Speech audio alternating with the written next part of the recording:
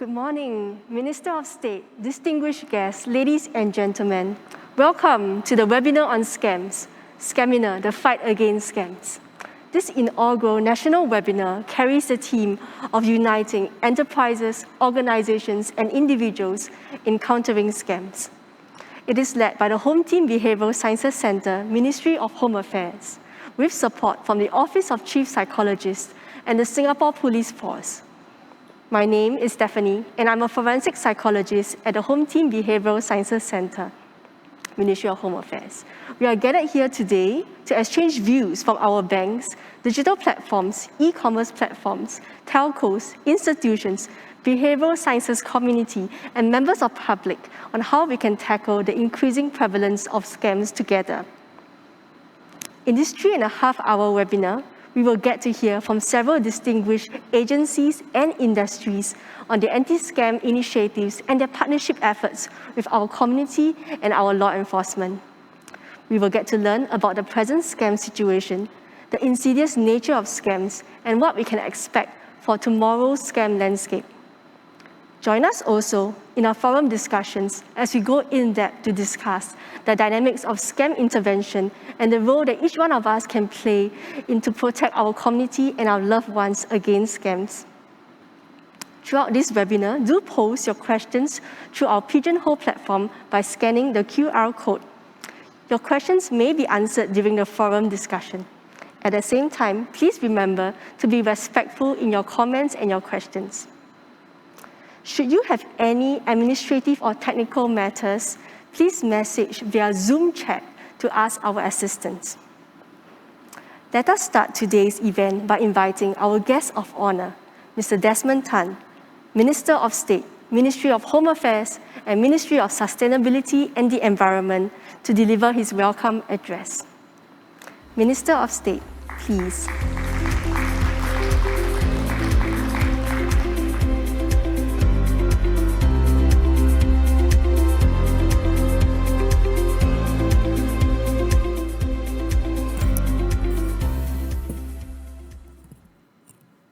Distinguished guests, colleagues, ladies and gentlemen, thank you for inviting me to join you to open today's inaugural seminar on scams.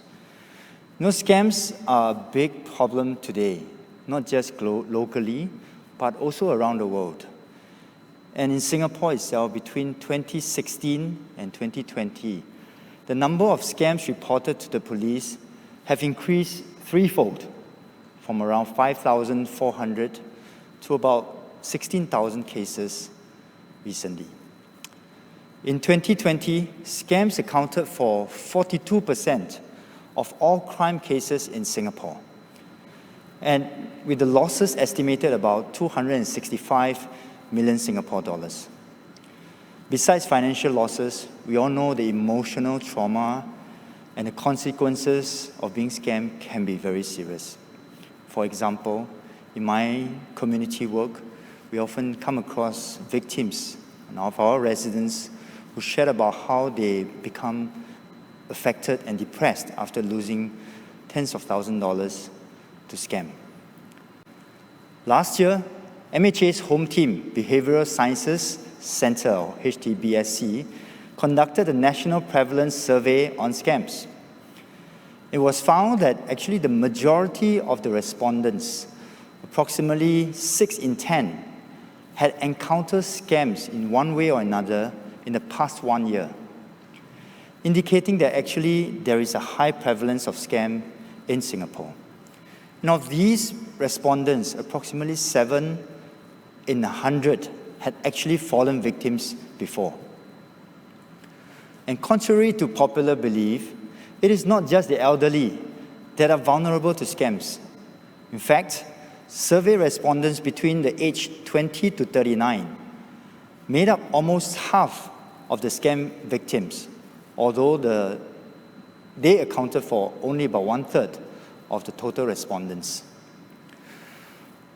Of particular concerns are scams that take place over online and digital mediums.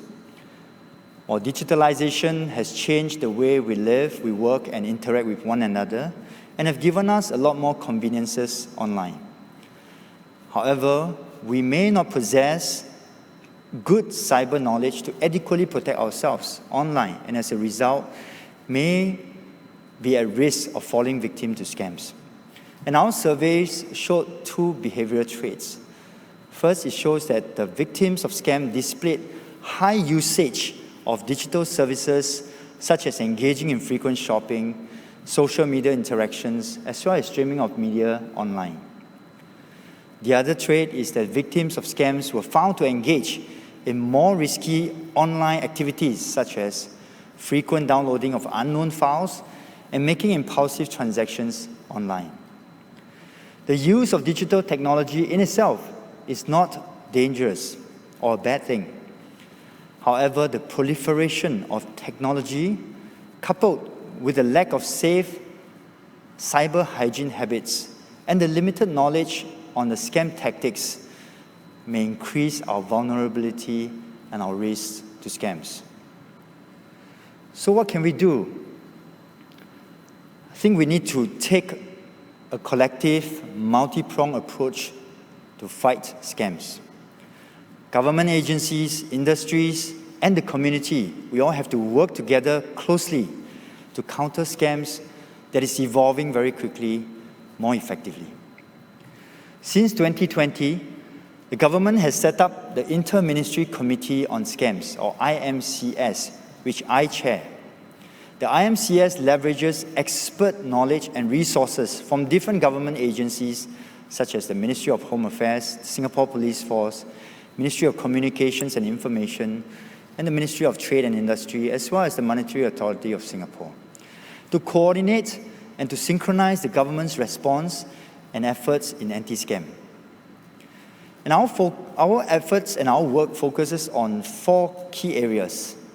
The first is to improve detection and disruption of scams. Second, to mitigate losses of scam victims. Third, to develop measures to secure the digital space. And fourthly, to strengthen our public education efforts. And we have made significant progress and strides forward in enhancing our capabilities, our collective capabilities in fighting against scams. Let me just highlight a few. First of all, we have organized ourselves better. We set up the Anti-Scam Division, or the ASD, in March 2021 in the SPF as the nerve center for investigating scam-related cases, focusing on the detection, disruption, as well as the loss mitigation. The Anti-Scam Center, which is under the ambit of the ASD, Anti-Scam Division, recovered close to 66 million Singapore dollars for the first half of this year alone.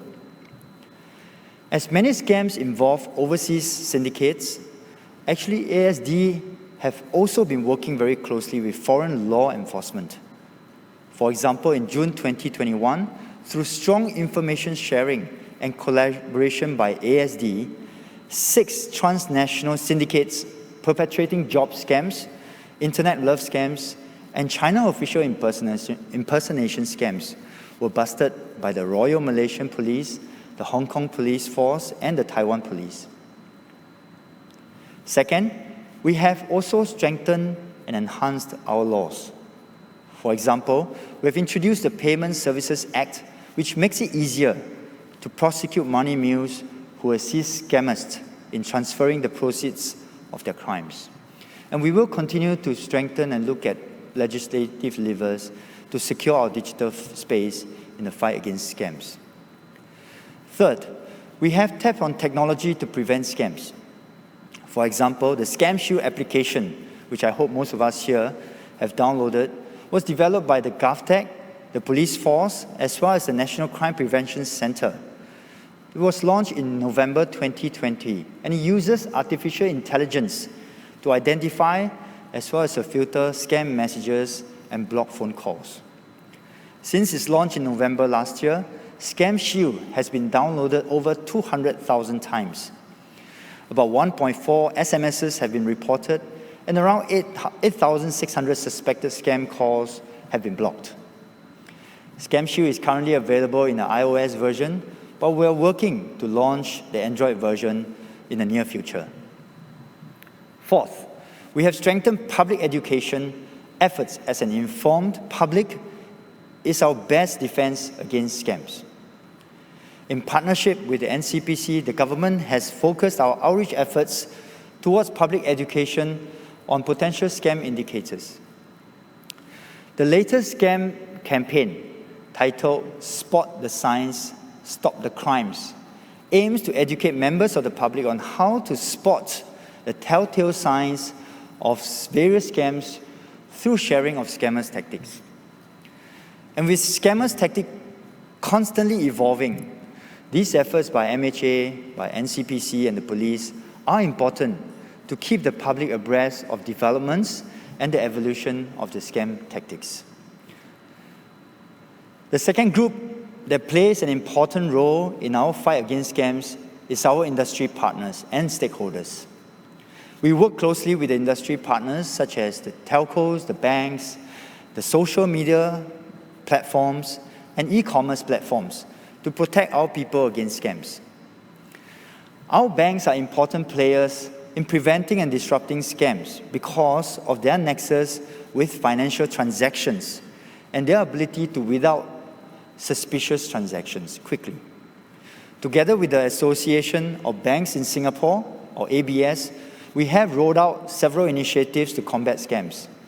For example, a scam awareness quiz was launched this year to educate the members of the public on scams and encourage good cyber hygiene habits. The quiz has been taken more than 110,000 times so far, and we are also working to explore other ways of enhancing the process of one-time PIN verification and training of the frontline bank staff to detect and intercept potential scams. Through our Project Frontier initiative, the Anti-Scam Division has also collaborated with over 30 financial institutions to mitigate losses by freezing the compromised account within 1 day of reporting. This is as opposed to over several days and weeks in the past. In 2020, more than 57 million Sing dollars in scam proceeds were recovered because of this project's effort. Last year, the Infocom Media Development Authority, or IMDA, and the telcos also worked together to introduce the Plus Prefix initiative for all overseas calls entering Singapore. This has helped to alert the public of potential suspicious and spoofed calls from overseas scammers. So today, if we receive any +65 phone calls, it is likely to be a spoof call from overseas because all local calls will not have a +65 prefix in it. As many scams arise from online transactions, we also work with e-commerce platforms to tackle scams. We are working with them, platforms such as Lazada and Carousel, to further improve the user identification and authentication, transaction safety and security, as well as loss remediation. For example, Lazada introduced an early detection algorithm system, which was developed using online behavioral analytics to flag potential fraud and automatically removing suspected anomalies. This system has led to a significant reduction in scam reports by Lazada by over 80% in 2020. We will continue to work with our stakeholders to ensure our solutions remain effective against the evolutions in scam tactics. Lastly, members of the community play an important role in the fight against scams. We can all do our part by being alert and practicing good cyber hygiene and also healthy skepticism, especially when transferring money to unfamiliar persons. With many scams perpetrated by overseas syndicates, prosecuting them and recovering losses can be challenging and complicated. But if you do fall victim, please report the case immediately to the police or the banks so that the transfer of money can be frozen and prevented before it goes out of Singapore. We can also raise our collective awareness of scams by talking to our friends, our loved ones, and our families about them. A potential victim has shared with us how he evaded falling victim to scam as he was alerted by someone he knows, his peers, that a sales promotion link that he shared was not legitimate. And through conversations like this about scams, we can alert each other about potential scams and thus better protect our families, our loved ones, our friends from becoming victims. The best defense against scams is an alert and vigilant public. In closing, I would like to thank the Home Team Behavioural Sciences Centre for organizing today's event and for preparing the exciting lineup of discussions today. I'm also very grateful to my colleagues, the community, as well as our industry partners who are here today for their close collaboration and the support in this important effort. Let us continue to band together in our fight against scams. And I wish everybody a fruitful day ahead. Thank you.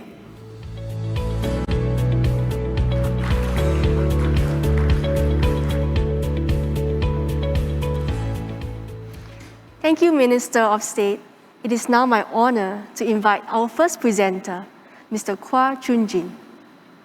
Mr. Kwa is a Deputy Director at the Singapore Police Force. He leads all intelligence analysis, data management, and data analytics in the Police Intelligence Department. In the fight against scams, he ensures the contribution of timely and reliable intelligence products to support the Home Team's strategic planning, policy decision-making, operations, and investigations. Mr. Kwa Chun Jin, please.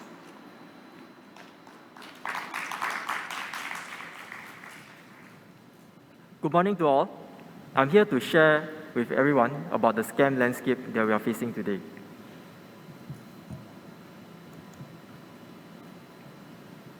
Now, we've been hearing about scams being on the rise in Singapore. It's important to recognize that scams are a global problem. Scammers are posing a challenge to police forces all around the world. One major reason is because scammers are part of transnational syndicates and they operate from different parts of the world.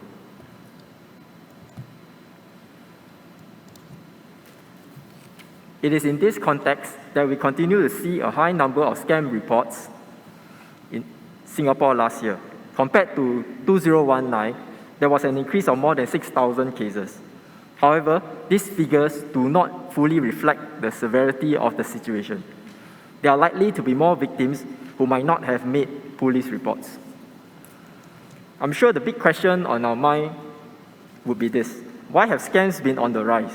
Well, the short answer is that technology has rapidly advanced and enabled us to do our transactions and communications swiftly. Now we have a wide variety of apps and digital platforms available to us. There are many touch points indeed. If we think about it, scams are very different from physical crimes. We may never encounter a robber or burglar in our lives in Singapore. However, I'm quite sure everyone here would have experienced more than one encounter with a scam call, SMS, or email. In fact, this can happen several times in a day. There are three key characteristics of our digital infrastructure that scammers have exploited to their benefit. Firstly, scammers can now easily understand what's trending in Singapore and reach their target audience with the ease of a click. Secondly, they can transfer money with speed and in many new ways. Lastly, they are highly adaptive in creating new fake web domains to trick victims into revealing their personal and banking information. Let me talk about each point in greater detail.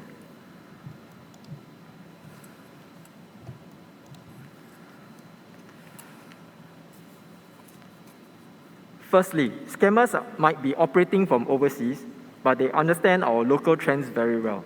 For instance, in scams involving the impersonation of authorities, scammers are always ready to adapt new narratives. Some of us will probably have picked up scam calls purporting to be from MOH and quoting COVID-related stories. In the area of e-commerce scams, we saw a spike in scams involving Nintendo Switch consoles last year.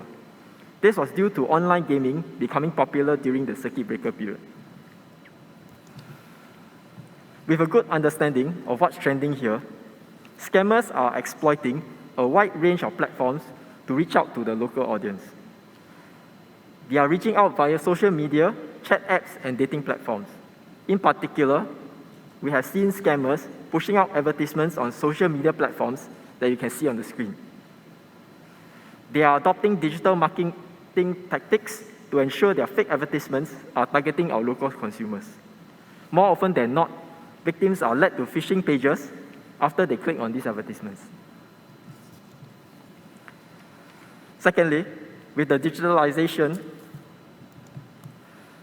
of financial transactions, we have seen scammers exploiting an extensive array of money transfer methods beyond the traditional banking system.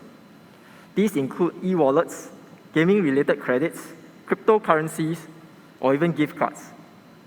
These innovative ways of money transfers have resulted in more extensive investigations required for tracking of scam proceeds. Lastly, we have seen scammers very actively pushing out new web pages soon after they have been blocked.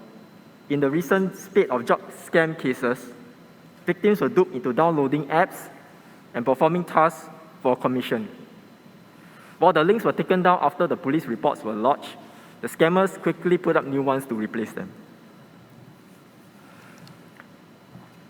As you can see on the screen, there is a highly diverse scam landscape today. Essentially, scammers are preying on our social trends and individual instincts, whether it is respect for authorities, interest in getting good and cheap deals, a desire for love or companionship, or easy profits. So everyone is equally at risk of falling prey to scams. I'm sure all of us will be wondering what more can be done about scams. I want to assure you that the Singapore Police Force has been actively developing strategies to combat scams. We have collaborated with many stakeholders in the public and private sectors to combat this growing scourge. As mentioned by Minister of State earlier, there's an ongoing multi-agency effort to deny scammers the ability to target our people here. In terms of outreach, the police is making use of mainstream and alternative media to widen our dissemination of crime advisories. We also recognize the need for innovative solutions to fight against scammers. One example is Scam Shield, which was mentioned earlier. Lastly, the police will continue with our enforcement efforts against scammers.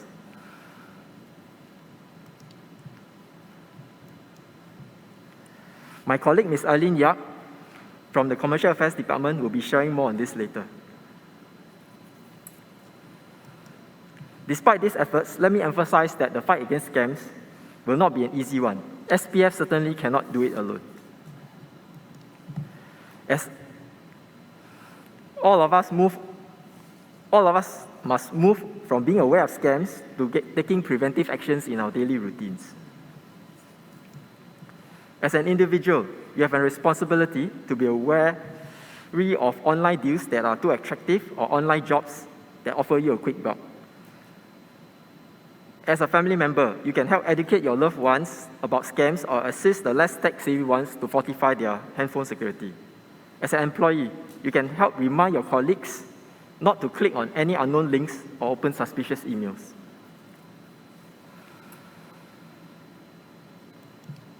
To end off, our choices and actions will play an extremely crucial role in building a collective vigilance to overturn this wave of scams that we are facing right now. Thank you.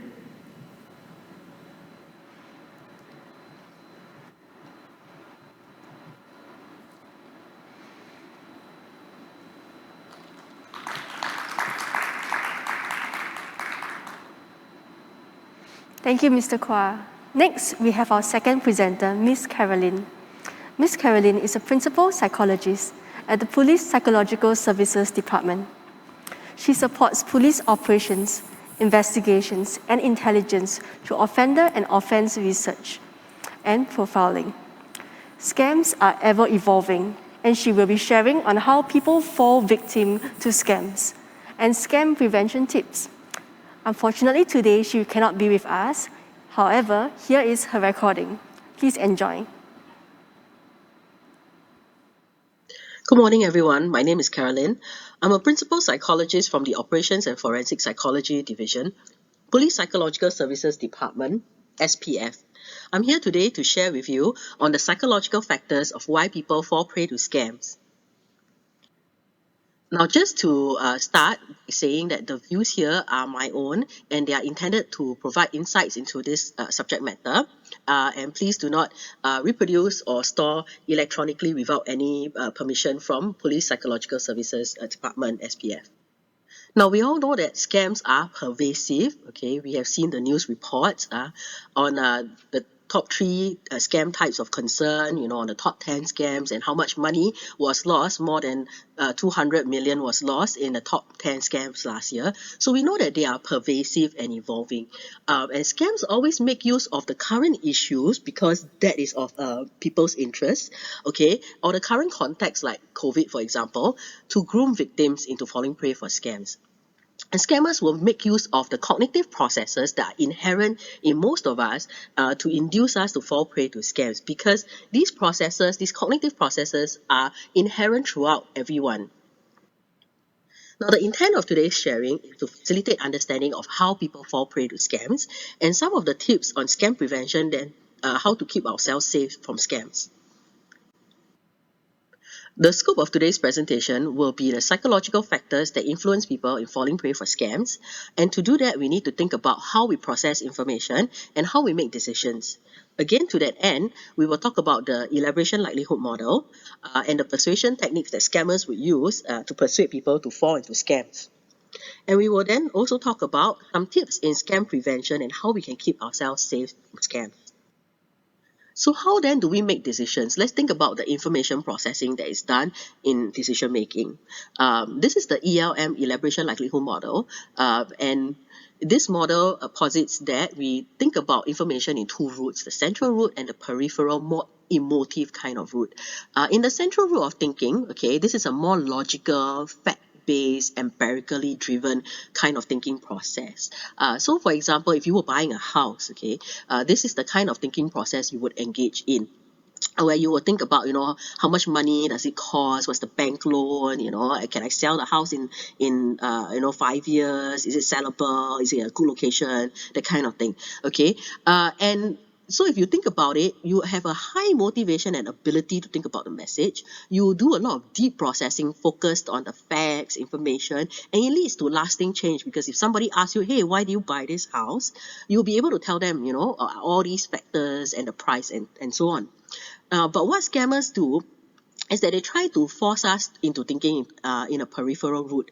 And in this peripheral route, it is a more emotive kind of information processing and decision making.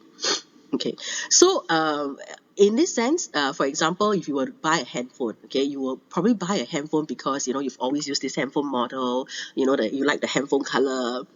And that's a very low motivation in terms of thinking about the message. You don't really think very deeply. You don't go and collect evidence and look at arguments or look at research and facts and figures.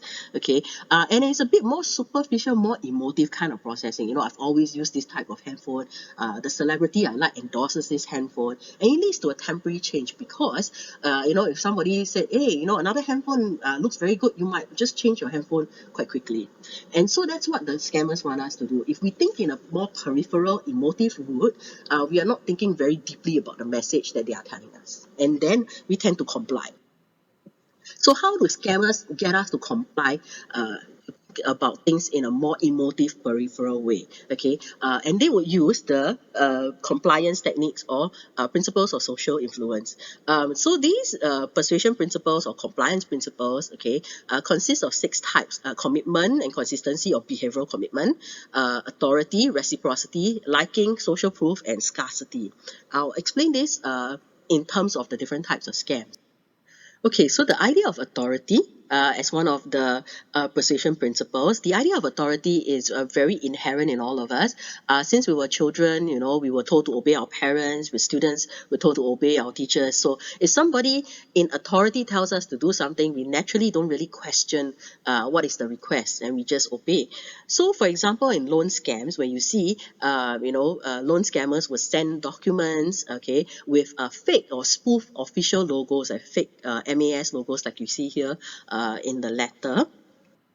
So in scams like COIS, China official impersonation scams, okay, official documents like warrant cards, as you can see here in the picture, fake certificates, are all spoof, and all these tend to give the idea of legitimacy and authority, and that's how people believe, because they think it's real, it must be legitimate, it's from somebody who has authority.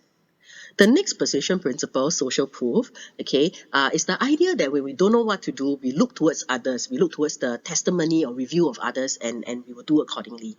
So, for example, in job scams, okay, the scammers will act victims into a group chat with others doing the same job. Of course, these others are not real, and they will give a fake, reviews that this job is great, easy money, I've been paid, and things like that.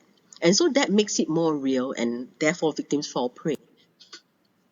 In e-commerce scams, okay, scammers would use positive reviews of products that have been received, delivered, the products are great, and they've been using this product well, and things like that. And so this idea then drives home that the product is real because other people have said it is good, it must be real. In terms of liking as a persuasion principle, we see this very often in internet love scams, okay, where scammers would actually create very attractive profiles of themselves. Of course, the profiles are fake, and they would tailor these profiles to match the victims, okay. The idea is that, the more similar you are to somebody else, the more you would like this person. So the principle of liking is also seen in e-commerce scams, where scammers will put up fake reviews, so that would-be buyers will look and see that, people of similar interests, people who are fans of this particular band, etc., are also buying tickets and saying that it's a good deal. Okay, so for example, you have people buying, fake K-pop tickets. Other people putting up reviews about how it's so easy to buy these tickets, and these tickets are very worth the money.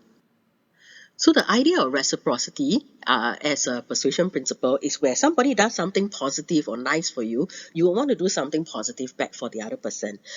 So when you apply this in scams, what happens is that, for example, in loan scams, scammers will tell the victims, I've been trying very hard for you to get a better interest rate for you. I've been trying very hard, to get a bigger loan for you. And then the victims will tell the victims, please help me, to help you, because you need to give me your bank account number, you need to transfer money by this time, etc. Okay, so the idea of behavioral commitment as a persuasion principle is where people tend to be consistent in their response. If I've already given a bit, I would continue to keep giving so that, I'm committed and consistent in my response. And scammers will make use of this, for example, in loan scams, okay, where they would use a foot in the door technique and say something like, oh, okay, why don't you transfer this amount of money for admin fee? Oh, okay, but admin fee is not enough. Can you transfer another amount of money for GST? And then so the amount just keeps getting bigger because it's a foot in the door. It starts with a small amount and keeps snowballing into a bigger amount. Similarly, they will also use things like, for example, sunk cost fallacy, where they will say, we've already committed so much money, why not you just commit another amount, like in the excerpt here, the victim told us that, the scammer asked them to commit another $800 just to get the loan done. And that's the idea of sunk cost, because you've already paid that amount, you will continue to do it just to get the outcome, which is the loan. Scarcity as a persuasion principle involves time pressure and urgency, where scammers would tell victims to hurry up, transfer the money, or else you won't get the loan, or hurry up, send me your details, otherwise you won't get the price.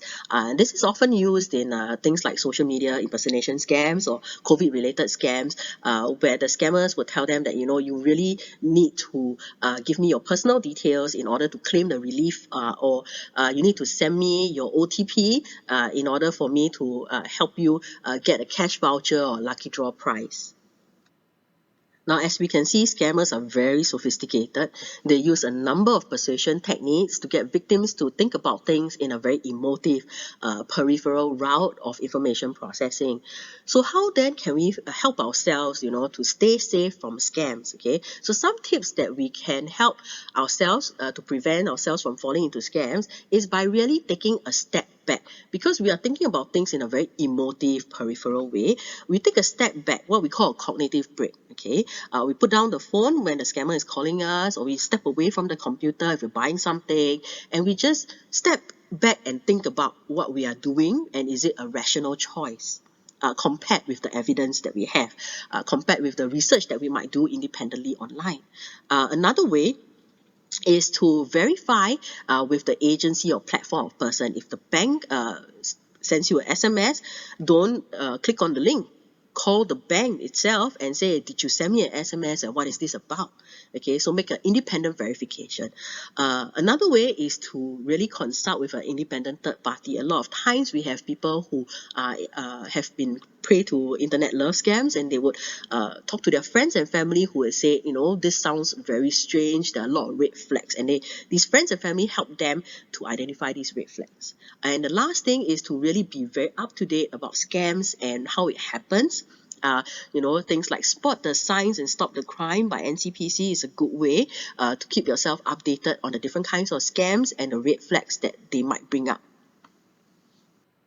And so to conclude, scams are likely to continue because it's so prevalent and it's ever evolving. What we really need to do is be aware of scams as well as the psychological processes that are involved, and this will help guard us against scams. And since scams are so prevalent and they really affect everybody, it is truly a community effort in the fight against scams.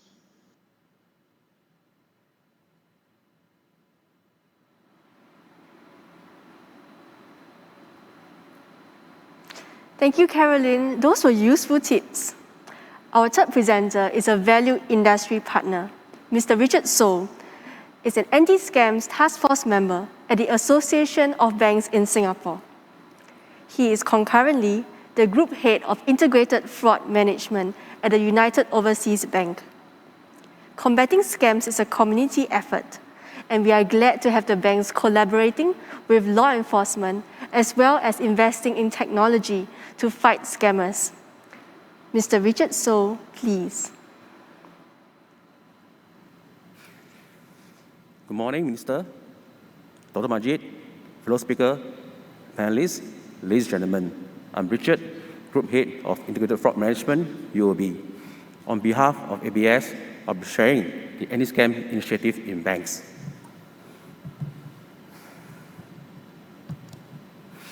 This is the outline of my presentation this morning. I'll briefly talk about the rising scam situation, which is a cause of concern. Then I'll share about the bank's anti-scam initiative in combating scams. And lastly, I'll share about a case study whereby our frontline staff leverage on one of the initiatives to help a customer help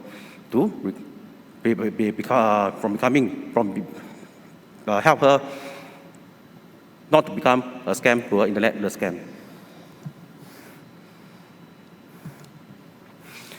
From the earlier speaker, it was highlighted that the rising scam situation in Singapore is a concern. You can see that the record number of scams risen by 65.1% from 2019 to 2020. This translates to more than 15,000 of reported scam cases and more than $200 million of loss. As you can see, e-commerce scam was the top scam in 2020, and this was partly attributed to the COVID-19 pandemic. Hence, to address the rising scam situation, ABS set up the anti-scam task force to help customers fight against scams. This comprised of reps from the major banks, including 3 local banks, coming together to develop and implement a set of whole Singapore anti-scam initiative to help our customers and also to work with the local authorities in the fight against scams. I will share with all these anti-scam initiatives. One of the first and most efficient initiative is the collaboration with the police in Project Frontier. As is mentioned earlier, in the past, it took about 14 to 60 working days to freeze a bank account. By the time, if there's any urgency to recover funds, it's way too late. As you know, a click on a button, the transfer of funds will be rapid. Hence, since Project Frontier was launched in May 2020, this time reduced to 1 working day, which allowed the bank to quickly freeze the bank account and reduce the number of losses, and in most cases, recover funds for our customers. Sharing of information and intelligence among the banks and the police is a very important tool, especially the fight against scams is a long journey. Hence, banks have been actively sharing information and intelligence with themselves and with the police. And the police has also been actively sharing information with the banks, especially the latest job scam trend, which was cascaded down to the banks, and the banks in turn go and freeze and those suspend those bank transactions and accounts which mainly opened by these money mules or scammers. And those latest scam trend, modus operandi, and also anti-scams prevention measures was also shared by the police, and the banks then issue timely advisories to our customers. Not only that, the banks also took active participation in the ops conducted by the police, so that victims can be warned and also reduce the number of scams and losses. As earlier highlighted by Minister, online scam quiz was launched this year. The objective is to raise awareness in banking facilities related scams among the bank customers. New customers who want to open new bank accounts, whether via digitally or physically at the branch, they have to take this online scam quiz. It comprises of 5 questions. It's quite easy, but the objective is for them to be aware the rise in the online scams and how they can protect themselves. So far, it is strictly voluntary. However, the response has been tremendous. New customers welcome the initiative, and they also give feedback that it also raised the level of awareness on scams. This is a screenshot where the new customers, when they start logging on the web page, before they start the quiz, there's a clear advisory stated very clearly for them to be careful of all online scams and not to share the details with the party.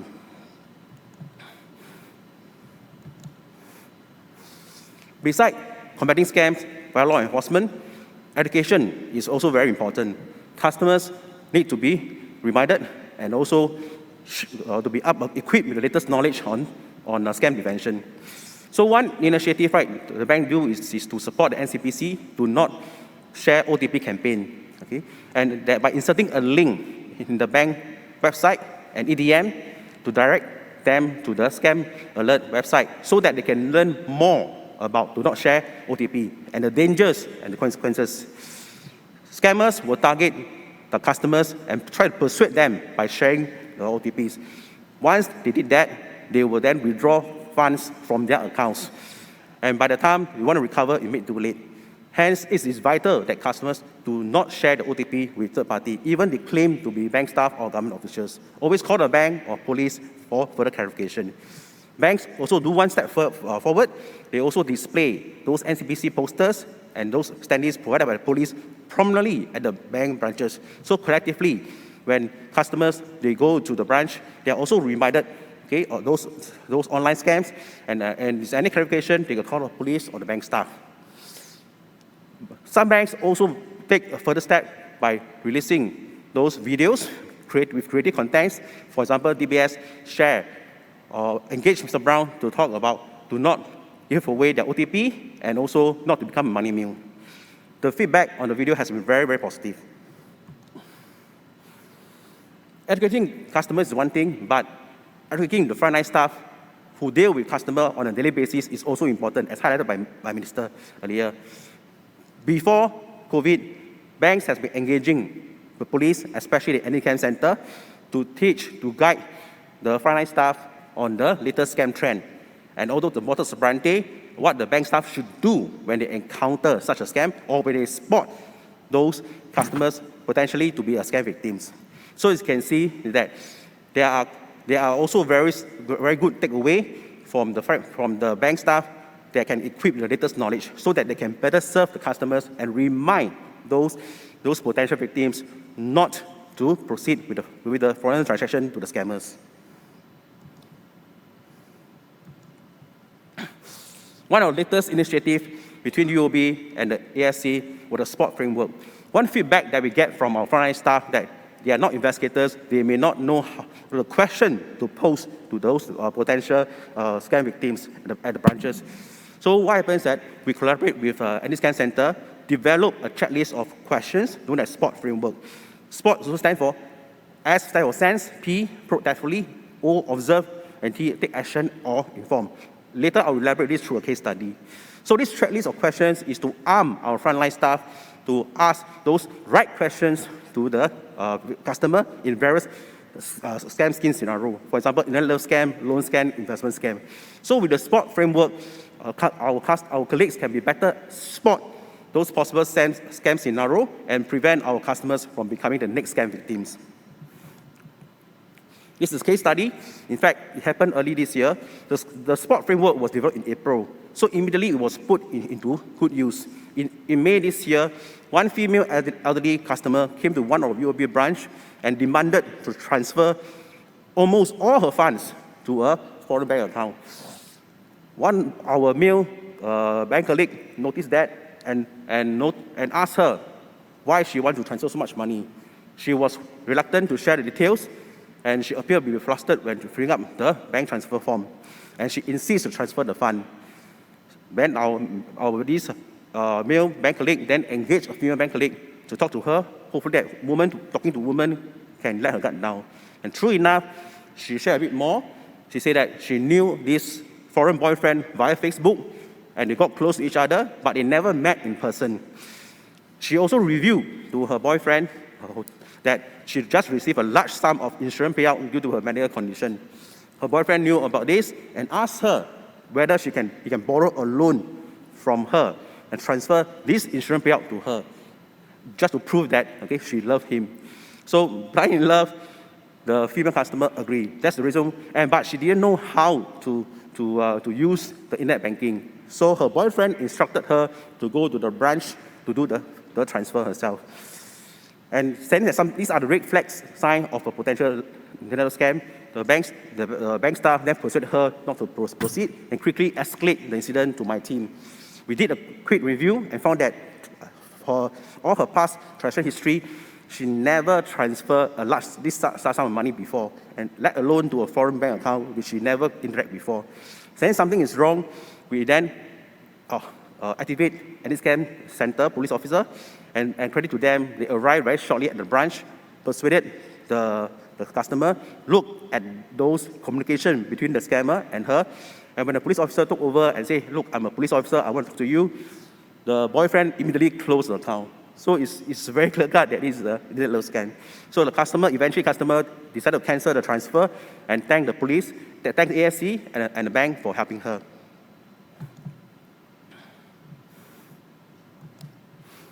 To conclude, as mentioned earlier, fighting scam is a community effort which takes the police, banks, financial institutions, government agencies, e-commerce companies, the public, and the community.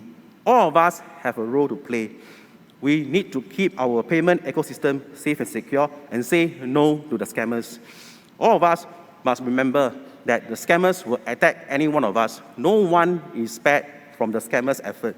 I believe all of us, once in a while, will receive those phishing emails, calls from the scammers, or someone pretend to be your friend, or pretend to be police or government or bank staff. Never, never give your personal or banking information to these scammers. Do not let them take away your hard-earned money. Thank you.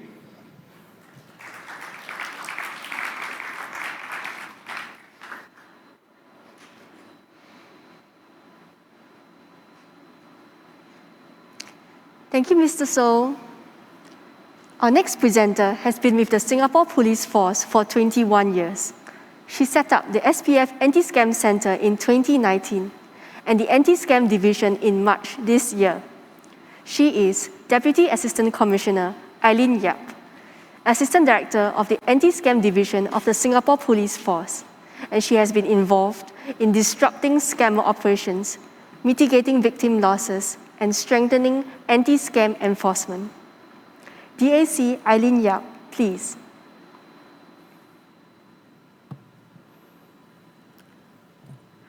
Hi, very good morning, Minister of State for Home Affairs, Mr. Desmond Tan, Chief Psychologist, Dr. Majid, our Secretary General, Deputy Secretary Policy, Mr. Phokap Kyong, Chairman, NCPC, Mr. Gerald Singham, stakeholders, media, ladies and gentlemen.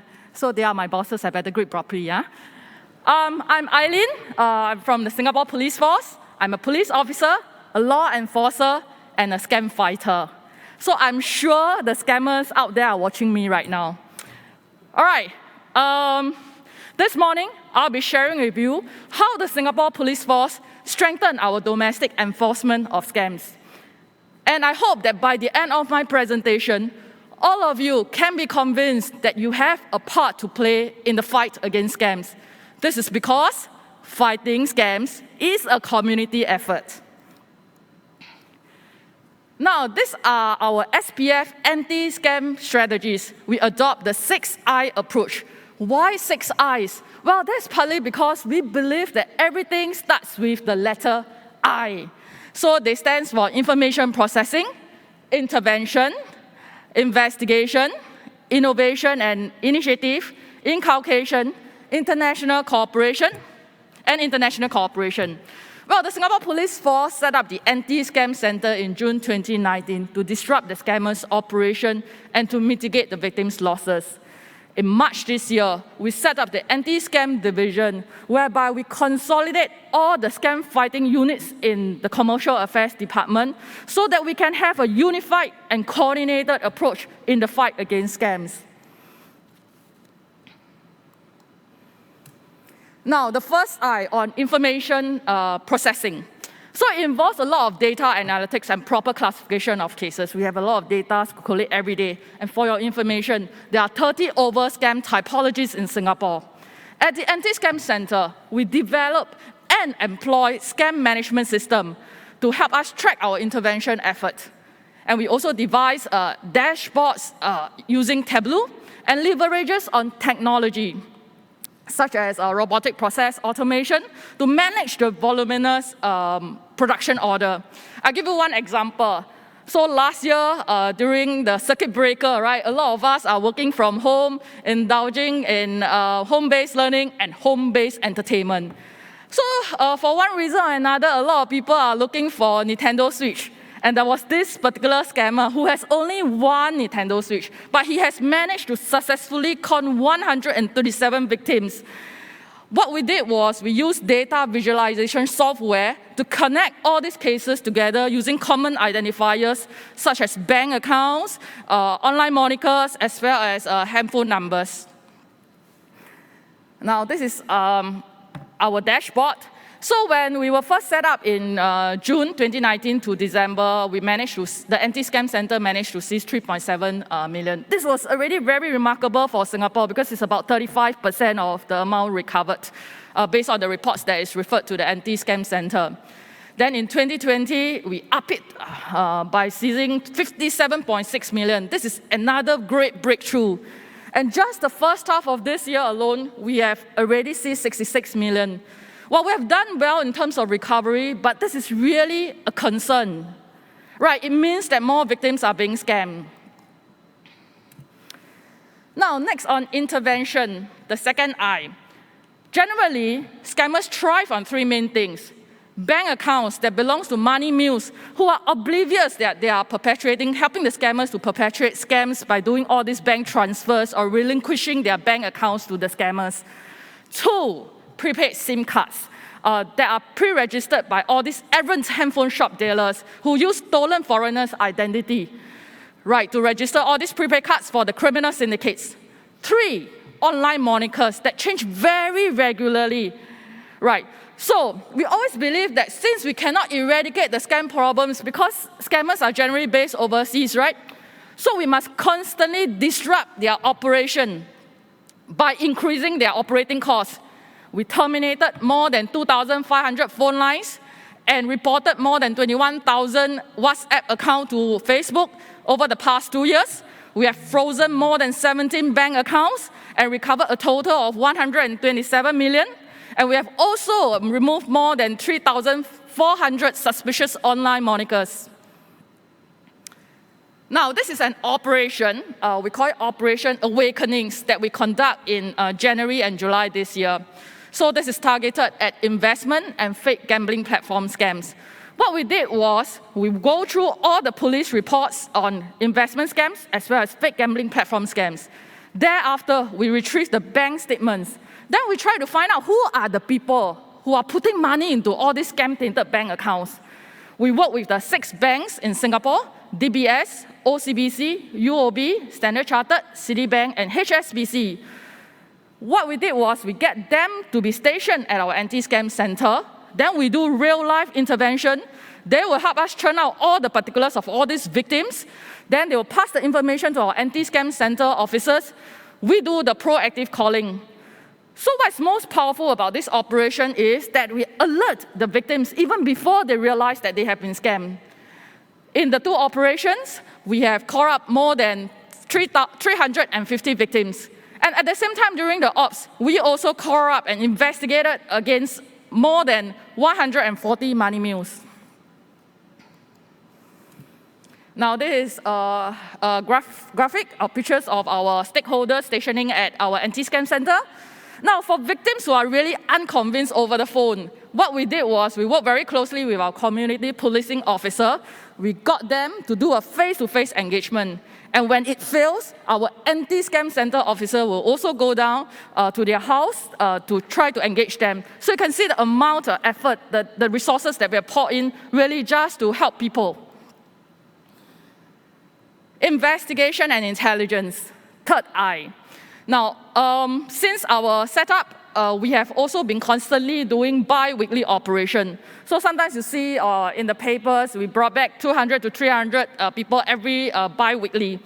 So you can see that over the past 2 years, we have brought back more than 9,000 people. The question that we ask ourselves is, why are there still so many? This is for us to think about it.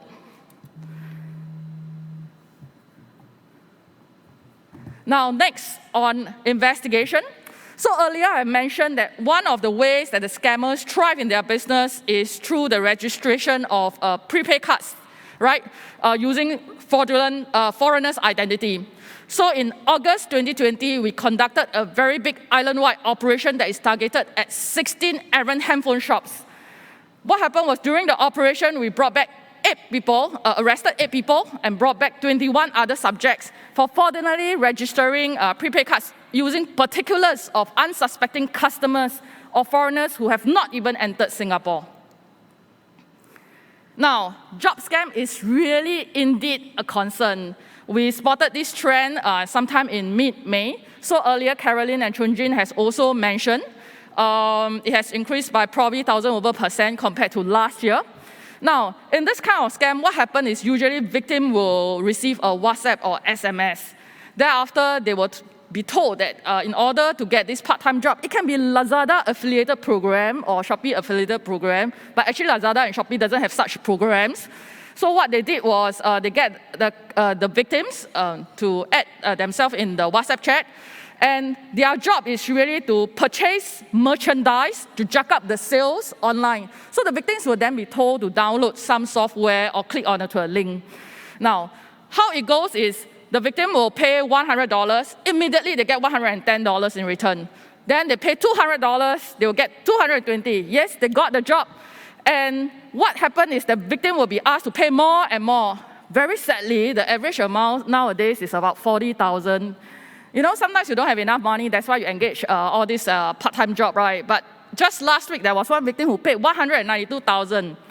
So Caroline has also mentioned about the sunk cost fallacy, right? So they have already put in so much, so they will just put in more.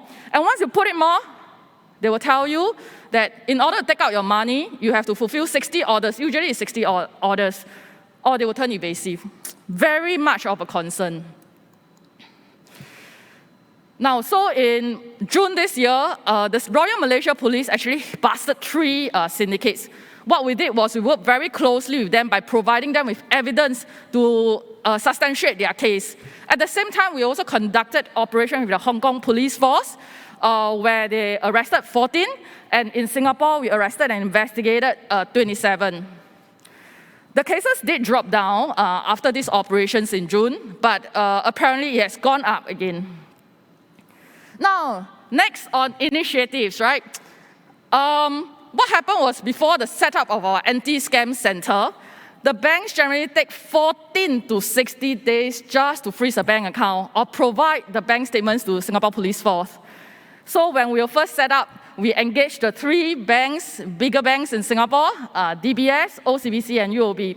We presented to them the scam situation, and we tell them that we are proposing that you freeze our bank account within 1 working days, retrieve the bank account holder particulars within 3 working days, and provide bank statements within 5 working days.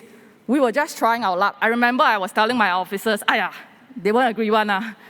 But we are very gratified that the 3 banks actually agreed with us, and subsequently, more banks came on board. So for that, thank you very much, stakeholders. Now, DBS has also co-located one of its staff at our anti-scam center to do real-time intervention and swift freezing of bank accounts and processing of our production order. They also provide 24/7 support to us. In fact, OCBC and UOB has also joined us on board to provide 24/7 service.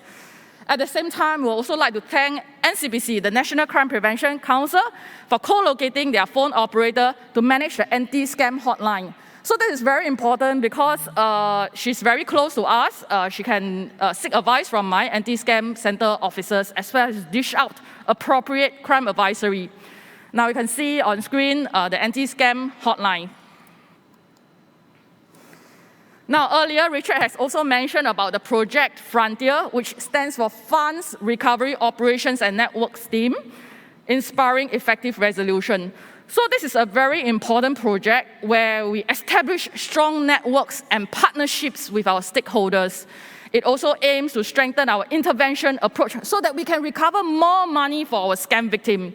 And we also hope to develop information sharing as well as build and enhance our intelligence building. Now, for local bank accounts, we can freeze them, we can recover scam monies. But what happens if it comes to overseas bank accounts? So honestly, we can't dictate what the overseas law enforcement agencies are doing. And this is something that we really want to do. We are building on that. So instead of doing nothing in Singapore, we came out with this project called Project Citygate. What we do for this project is that we will raise alert to the banks by providing them with a list of overseas bank accounts. Then they will input this list in their system. When a scam victim goes to a counter, a bank counter, and wants to transfer money, the alert will immediately be raised to the bank staff, who will then do intervention by asking them more questions.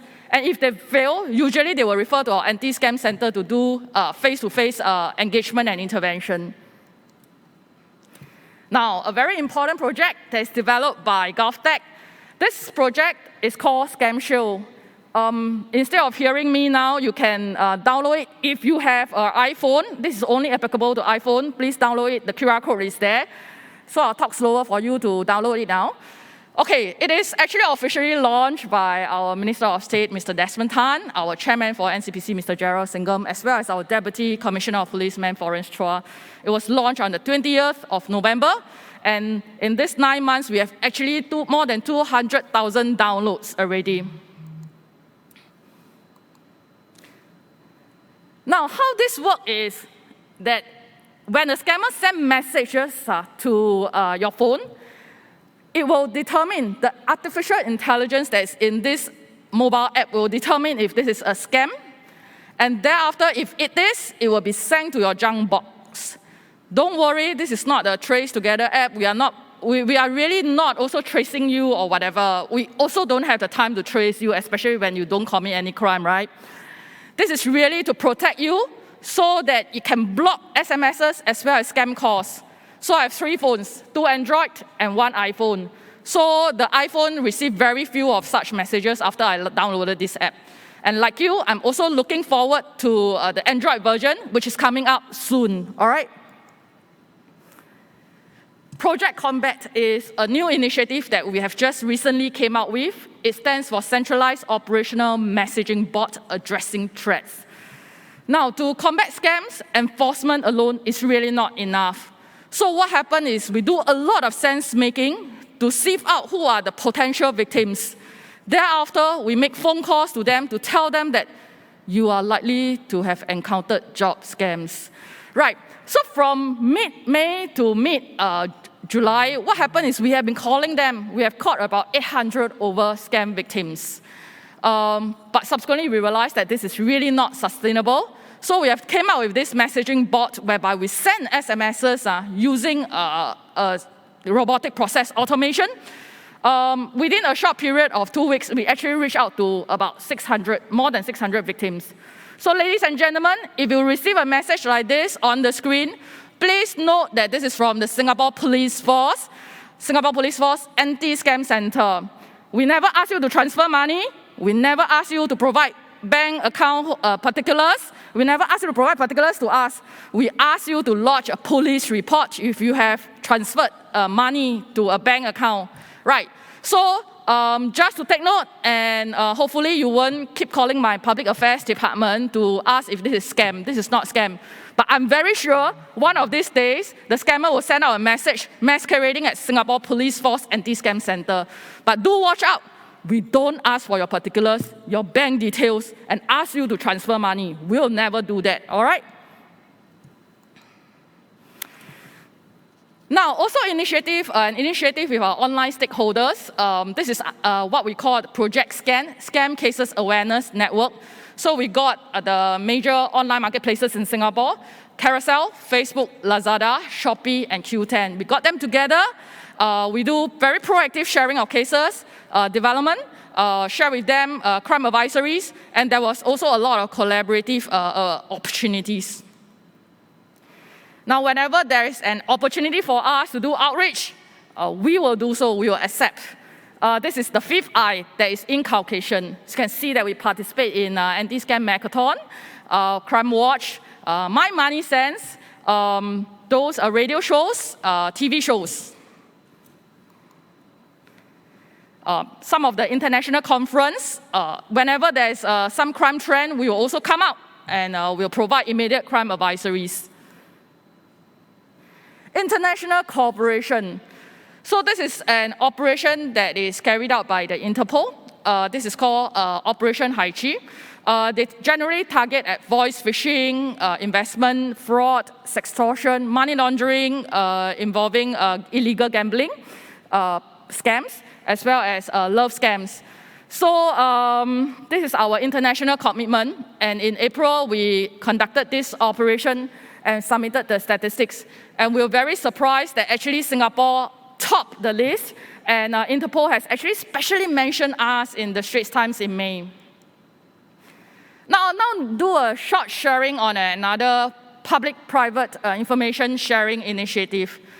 This is a case study. There is no court case, so it's free for me to mention, safe for me.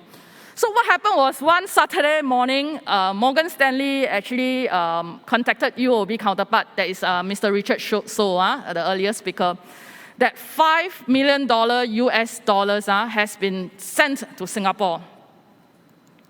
So Richard immediately contacted the Anti-Scam Center, where we issued him with a production order. We were very lucky. On a Saturday morning, we managed to secure 3.9 million USD. Then we realized that 984,000 USD has gone overseas. But, different countries has got different system. They may not have an anti-scam center yet. So what we did was we leveraged on our stakeholder, that is UOB, to contact the Malaysia counterpart in UOB. And immediately, $984,000 was secured. Now, next, what happened to the rest of the 88,000 USD? We realized that it has gone to a local shell company's bank account in Singapore, then to another local shell company, and thereafter out of Singapore. So the message that I want to share here is, Sometimes you have to lodge report fast, alert police fast, do not hesitate. Because once the money goes overseas, it is really very difficult for us to get back the money or recover back the money for you. In some instances, we can, if we have a very close relationship with that particular stakeholder. For this, we actually recovered 98.2%. That is about 6.67 million. This is the second largest amount that we have seen so far. Now, ladies and gentlemen, if you have forgotten everything I've spoken, it's really okay. But just remember, fighting scams is a community effort. Let's think about how you can do what you can do to help us fight scams. With that, thank you.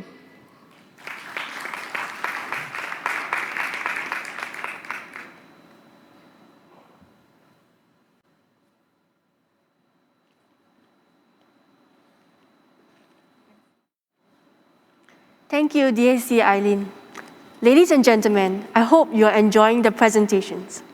Now, we will be having a forum discussion where our virtual audience from Zoom and those who are watching us live from Facebook livestream can participate. Our presenters have shared about scams today, but what about scams tomorrow? Let us invite up to the stage Dr. Majid Kader, as well as our forum panelists, who will discuss this question. Dr. Majid is the Chief Psychologist at the Ministry of Home Affairs and concurrent Director of the Home Team Behavioural Sciences Centre. He is Singapore's first criminal forensic psychologist and has overseen the development of psychological services and research over the last 2 decades. Today, we are glad to have him as our forum moderator. Making up the panel will be Dr. Natalie Pang from the National University of Singapore, DAC Eileen Yap from Anti-Scam Division, Commercial Affairs Department, SPF, and Mr. Richard So from the Association of Banks in Singapore. As for you, we invite you to pose your questions on what is tomorrow's scam landscape to our panelists. Use our Pigeonhole platform by scanning the QR code. You can also upvote questions. I know we have many questions, but because of time, we will give priority to the questions that address our forum discussion.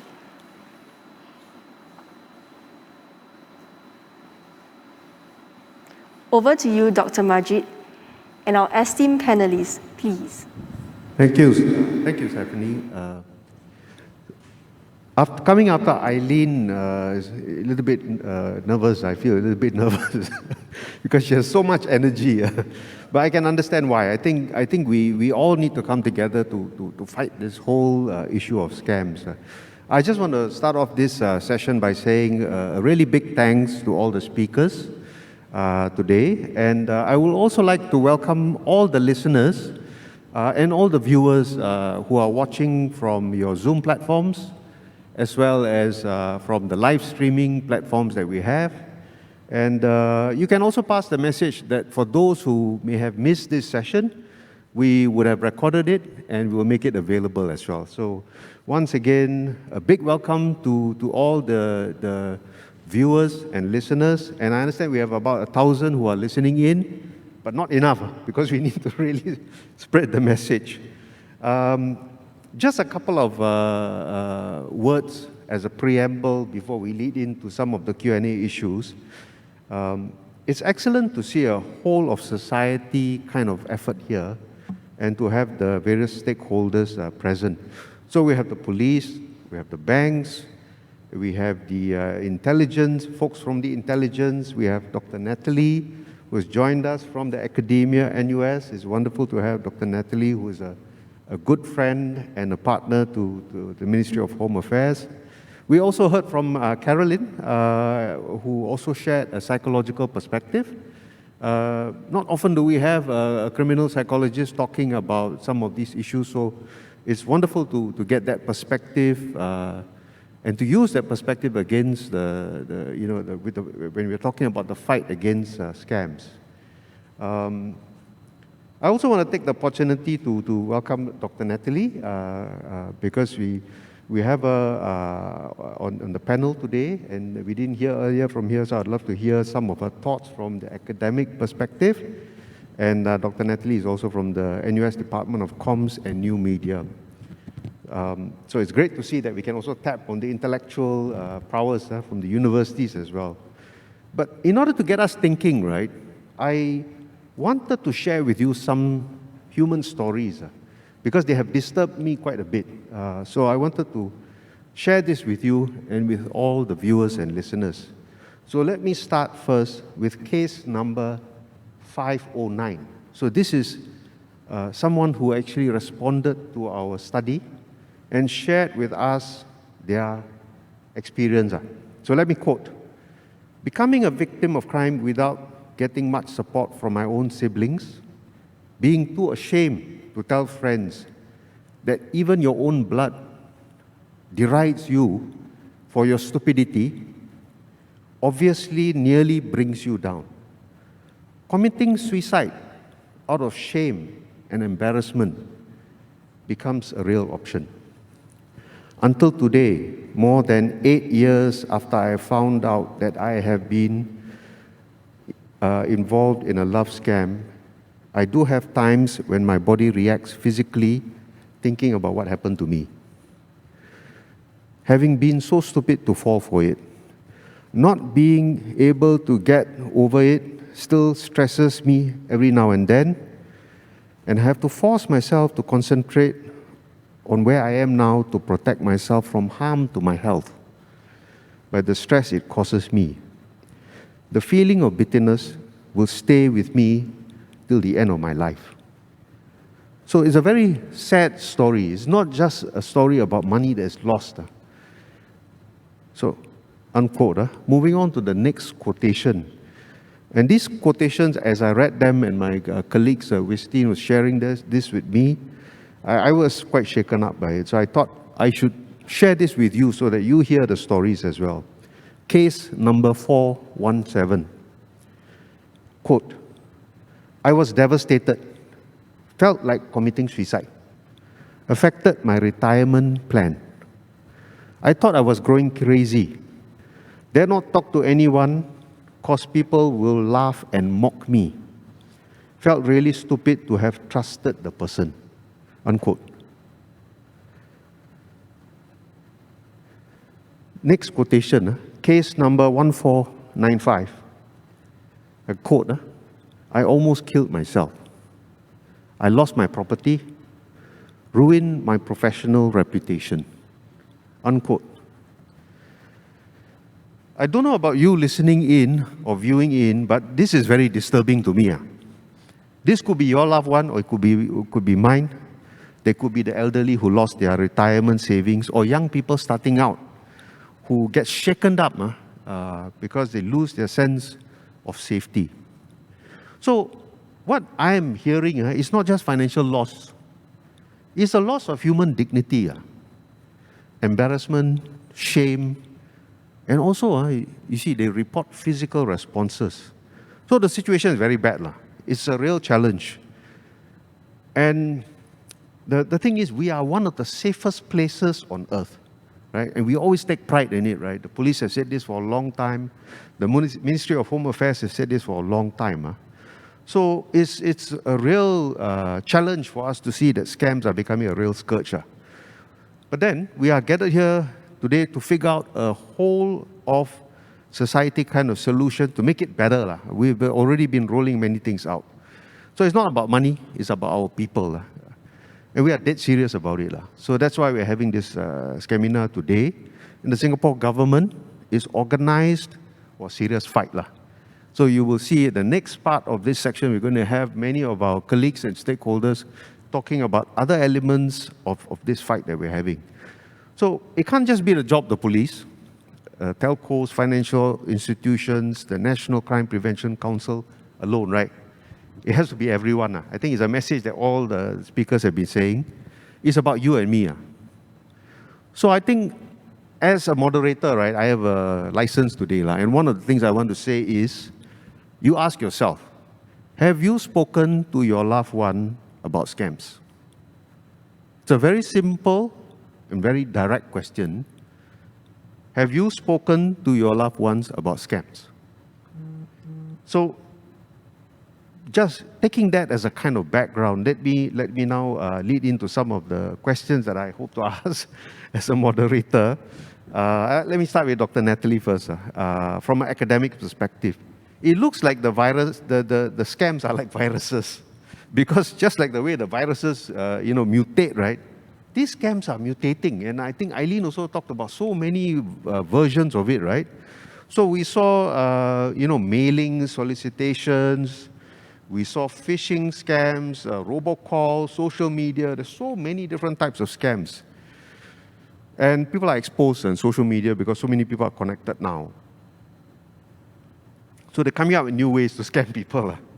And there are love scams, there are employment scams, loan scams, e-commerce scams, impersonation scams, contract tracing scams. So I'm just wondering, Dr. Natalie, is this something new that we are seeing in the criminal world? Or is this just an old thing? Like sometimes they use the phrase, old wine in a new bottle, right? I mean, people cheating other people. Is this really just a new manifestation, or are we seeing something totally new here? I just wanted to add that from a comms perspective, because you are the expert in the area of communications, the idea that people fall for something that is scarce, right, very hard to get, or the fact that people follow authority figures, you get an email, I'm authority, I need you to do this. It's quite an old idea, right? I mean, this idea. So wanted to get your views on this, Dr. Natalie. Thanks. I really want to start off by thanking the team for having me here, and also all the wonderful research that you have done. I really enjoyed also all the hearing about all the initiatives and programs that different agencies are doing. To your first question, is this something new?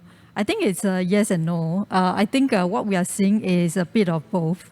We are seeing old tactics actually escalated and multiplied as well with the digital infrastructure and connectivity we now have. But I think there are also new techniques as well, new tactics. And I think this comes with just this increased digitalization that we now have. And with that comes greater sharing of data, including transactional data in many areas of life, from banking, investment. I think just now we heard about shopping, right? To our favorite books, or even what we want in a life partner, right? So I think with all this, amount of volume of data that we, as scammers, actually now may have access to, it is now possible to set up actually increasingly elaborate scams. Actually, along with that, let me tackle the second question. Find ways to entrap people, right? In ways that they are not, they may not be very conscious about in the process. And of course, there are actually, very obvious, I guess, things to go for, like positioning something as scarce. There are various ways to communicate that in an online environment, saying that there's, putting out messages that, you have limited time. So there's this false sense of urgency that if you don't get it now, then you miss the opportunity. And they are just becoming more and more elaborate and sophisticated. It's like a FOMO thing, right? Fear of missing out, you're scared yes. you'll miss it out entirely. Yeah. I was just wondering, since you're from the university and from an academic perspective, do we have good research out there? Is there more that we can do in terms of understanding scams? Yeah, that's a great question. As a researcher and educator, I think there's a lot that's already been done, especially I think on the cybersecurity aspect. But for me, I think there's more that can be done. Like for instance, how do people actually deal with a crisis, right? From actually having gone through that realization that they have fallen for something. Like I really appreciate the stories you shared. These are really from I think, the very personal stories of victims. And for me, the bigger question is actually that behavioral aspect. What are the social as well as informational resources that people can use to deal with and recover from a crisis like that? And for me, this is an incredibly important question, because it's not just about the recovery, but also how in that process of recovery, we can introduce long-lasting practices that would prevent people from maybe falling for the scams a second time. So I think that's one area. And for me, the other kind of area of research I see is also maybe more pedagogical, to really understand what kinds of communication campaigns and what kinds of public education initiatives will be more effective as well. Yeah, thanks, that's a great point, especially because we are concerned about re-victimization as well, right? So it appears that from the studies that my colleagues have done and my team has done, it looks like there are some people who do fall, victim over again. Fortunately, the number is quite small, but still, important because of the impact that it has psychologically, personally. Thank you very much for that perspective, and certainly we'd like to see the universities and the academia actually, joining us to really, with this fight. So we can understand who we're dealing with, the mind of the enemy, the communication techniques of the enemy, the scammers out there who are affecting our lives. I want to jump now to Deputy Assistant Commissioner Eileen. Eileen and I are friends for a long time, many years. And Eileen, you actually lead the Anti-Scams Division. And the Anti-Scam Center and CAD has responded in an amazing way to this fight. And I was reading about how last time, it takes 2 weeks, right, or 2 months to actually freeze the accounts. But now you can do it in 1 day. It must have taken a lot of effort. I was just reading about it, and you also recovered, 56 million, working with the banks and colleagues like Richard here, who have also been so instrumental against the fight. With the, helping us with the fight, and telcos and so on. 56 million is a lot of money, right? But how do you even organize an effort to freeze accounts in 1 day, especially since the scammers are coming from all over the world, right? This must be challenging. I just wanted to get a sense of, how did you organize yourself to be so effective? Hello. Hi. Hi, everyone. So I thank Majid for that question and giving me the opportunity on how we succeeded in that. So 57.6 million was the amount that we seized in 2020. We have actually, since our 2 years of our setup, we have actually seized 127 million. Wow. So that is remarkable.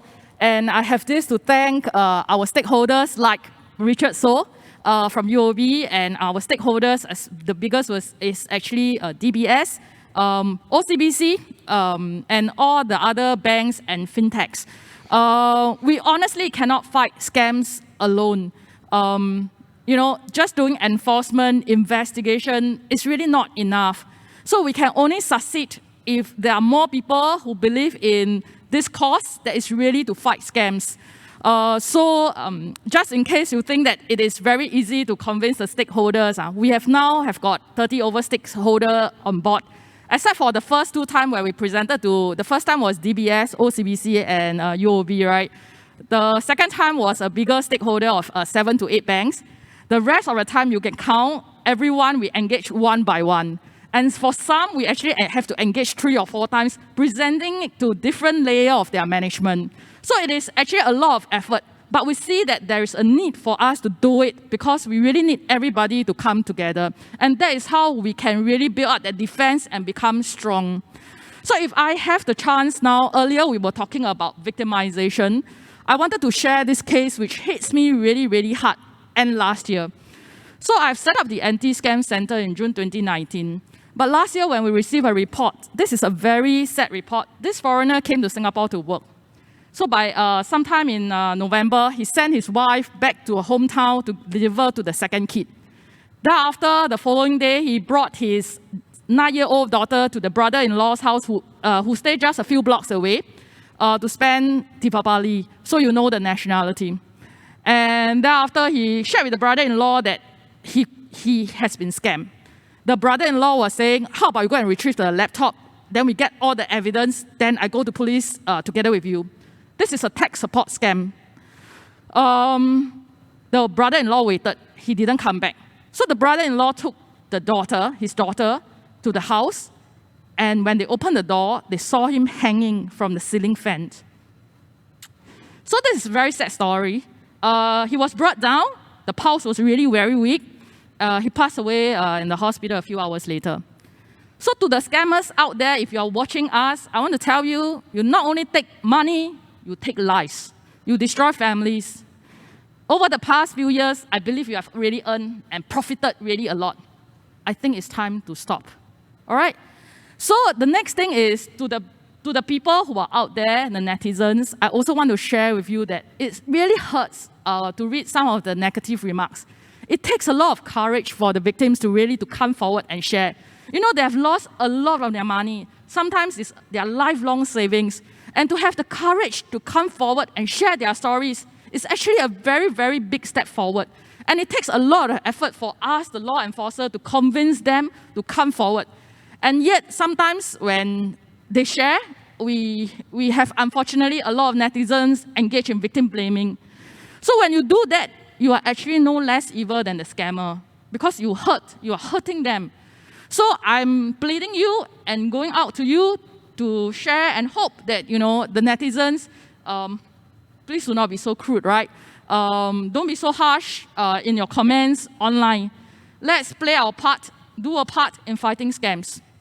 Right. Thank you. It's a wonderful message. We need to be kind in order to also help other people.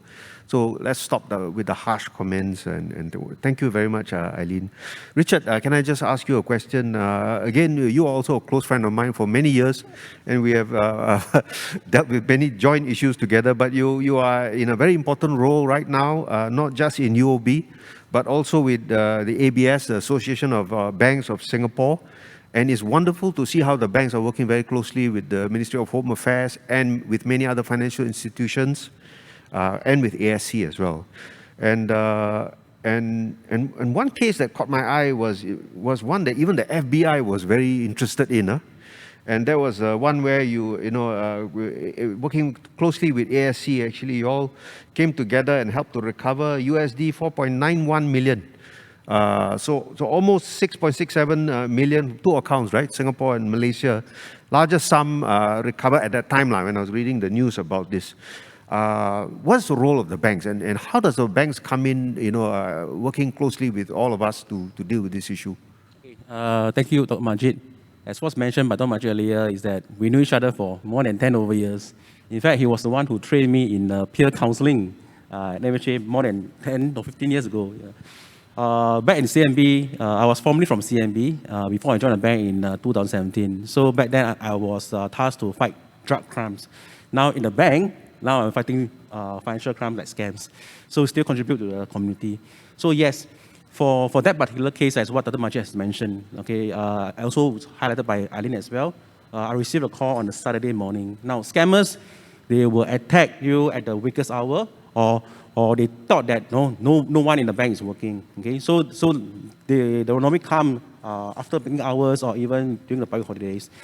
Just to assure everybody out there, even after banking hours, weekends, public holidays, we still work very closely with the police and especially ASC. We still call each other, we still freeze account, we still recover the funds for the customers.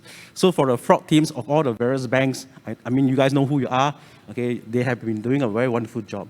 So hopefully the management can take care of them. Okay? Yeah, that case, we received a call on a Saturday morning. It was 7+. Now, initially, I thought it was a phishing call, okay? But the person identified himself, and I know someone from that bank as well.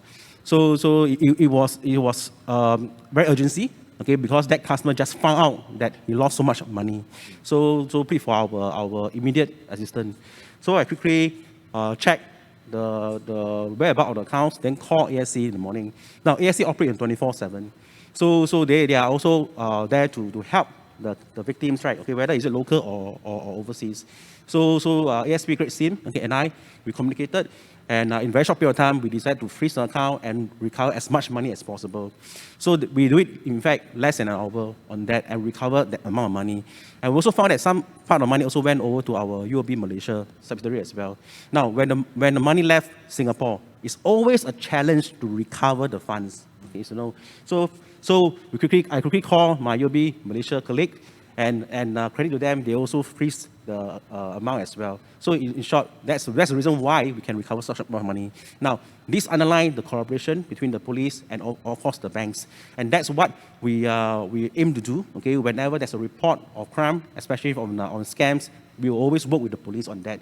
So that's the very first and most important role, okay, with the police in terms of fighting scams, okay, and also financial crimes. And of course, beside that, as I mentioned earlier in my sharing section, scammers will always go for the weakest link. Okay, I mean, whether it's police, government agency, or banks, they will always go to the victims themselves, the customers. They will always try always to make the victims, right, to give away or provide their OTP or banking information. Now, the things that your bank account is like the key to your house, the door. You do not open the door to any stranger, okay, who can come in and take whatever they want. You do not hand over your key to any stranger at all. Okay? Even a stranger claim to be police officer or whatever, you do not hand over the key to them. Now, the fact that if you hand over the key to them, you're just inviting them to come to your house and steal whatever they want. And to recover them will be very, very almost impossible, especially if it happened weeks ago or days ago. Hence, the banks always spend a lot of time and effort to educate our customers. We also work with government agencies and also with the police, okay, to remind our customers again and again, whether through EDMs, whether through apps, I mean also those messages pop up in the ATM machine, okay, and to remind them not to provide their OTPs, not to provide their personal and banking information. Do not let these scammers, okay, take advantage of that.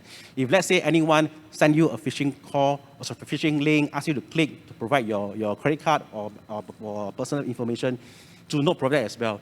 Always call the bank or call the police for verification. Now, if someone send you that kind of link, okay, you may want to talk to another person first, talk to your friends, talk to your family members, okay, and ask them, hey, whether is it safe to proceed or not. Always consult others. And my last message to our customers is that, right, okay, now, scammers will change their tactics to try to steal your money, okay? No matter what, okay, always approach, okay, your family members, talk to the police, talk to the bank, okay, and ask them, hey, whether is it genuine or not. So for those like myself, okay, I also talk to my mom, okay, who's not IT savvy, okay, because I also afraid my mom also received those kind of phishing calls from them as well.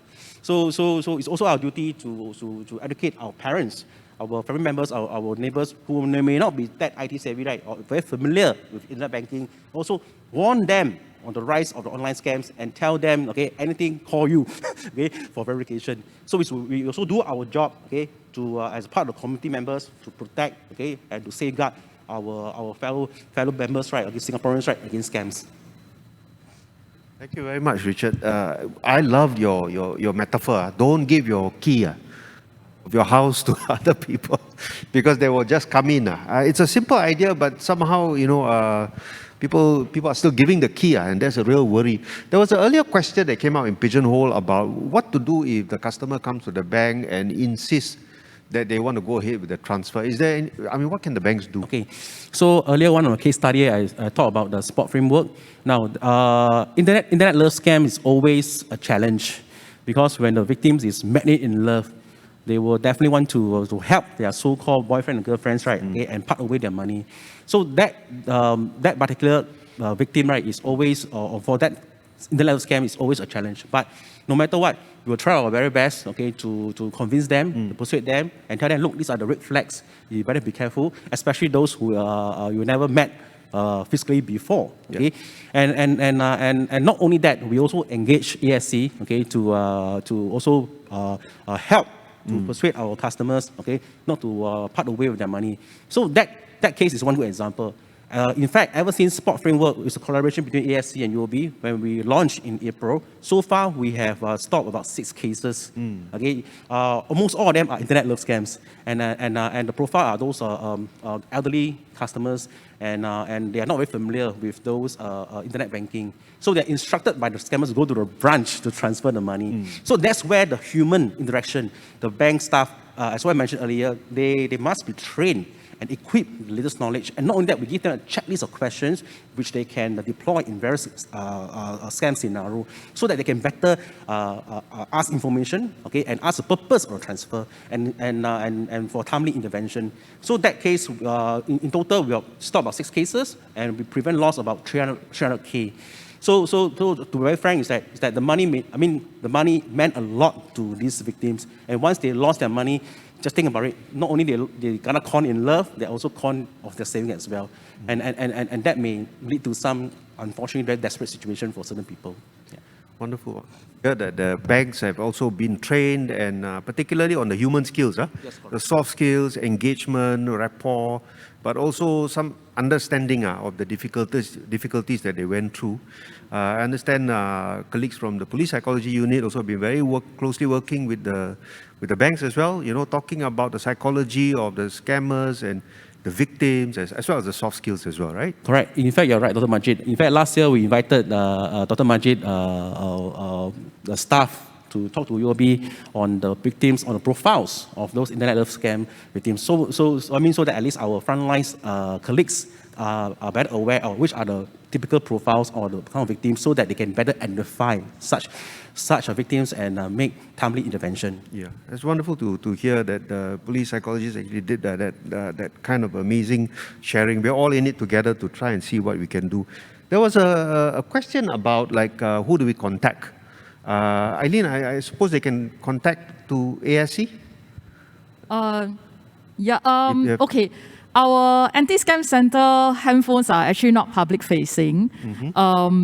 If you have any scam information, we always encourage you to contact eyewitness. You just need to type I and witness. It's the same word. Online, you can submit that information. If you have information on scam, you can also lodge a police report.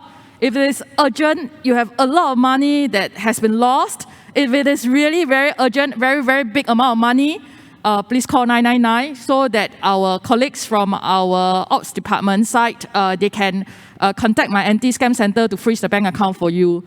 If it is $100 or $300, I think normal police report will suffice. We will still follow up. Don't worry, we follow up with every police report. So if it is really just information, you can just submit the information to eyewitness. If you have any query, always remember that there's a scam hotline, 1-800-722-6688, that is managed by our National Crime Prevention Council. Don't worry, she sits at our anti-scam center, so we'll definitely follow up as well. Okay, I think you heard that loud and clear about where to go for various kinds of situations. I think we're running short of time. I just want to bring this discussion to a close. Thank you, everyone, for your wonderful ideas and your thoughts and your advice to all the viewers and all the listeners. It's been said by Winston Churchill, right, that if you have an important idea, don't just hammer it in. Use a pile driver. So use a pile driver. Keep hammering in hard and hit the point once, come back, hit it again and again. A tremendous whack. So that's what we will be doing from the government perspective. But this is actually a whole of society perspective as well. One message that I took away is that everybody plays a part. There was a question about what else can we do. Well, we all need to play a part. Every single individual needs to play a part. It cannot just be a couple of people within government or within society or universities or the National Crime Prevention Council. It has to be every single individual. So there were a lot of great points. You heard spot the signs, stop the crimes. So learn to spot. You heard about don't give away the key. You heard about being kind to those who may be victims, because that's a time when they need your help and your support. Because this is not just about money, it's about dignity, and it's about human emotions. So there's more that Dr. Natalie also spoke about in terms of research that we can do. I just want to leave you with one final point, and that is drumming in the idea that have you spoken to your loved ones about the dangers of scams? Have you or not? I think that's the most important message, because every individual matters and our community matters. And if you have not, then do it right now, do it today. So thank you to all our panelists for being here, and also to our colleagues from Police Intelligence Department who did a wonderful sharing, and also to our psychologist Carolyn who also shared with us on the profile. So thank you, everyone.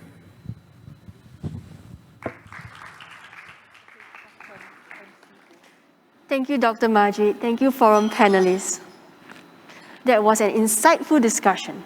I think now will be a good time to take a 10-minute break to think about their views.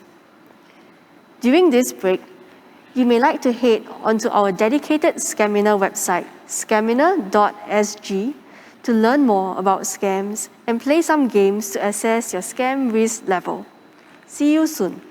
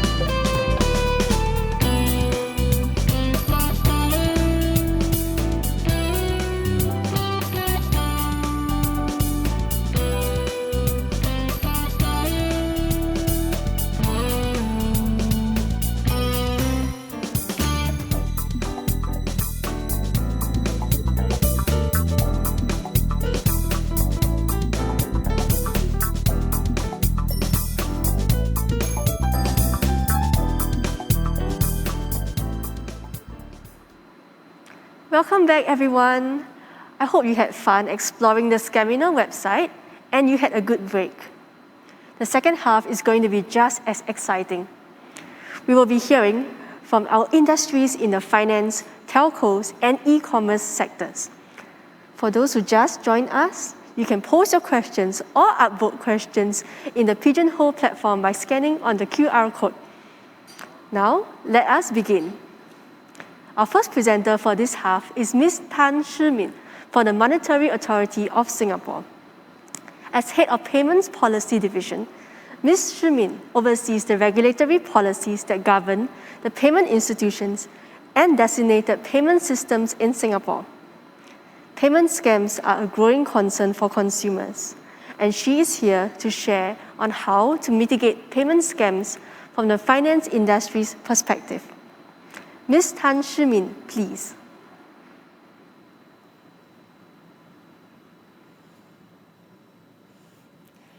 Good morning, ladies and gentlemen, everyone on site, as well as all of you who are tuning in online. It is my pleasure to be here today to participate in this very important event.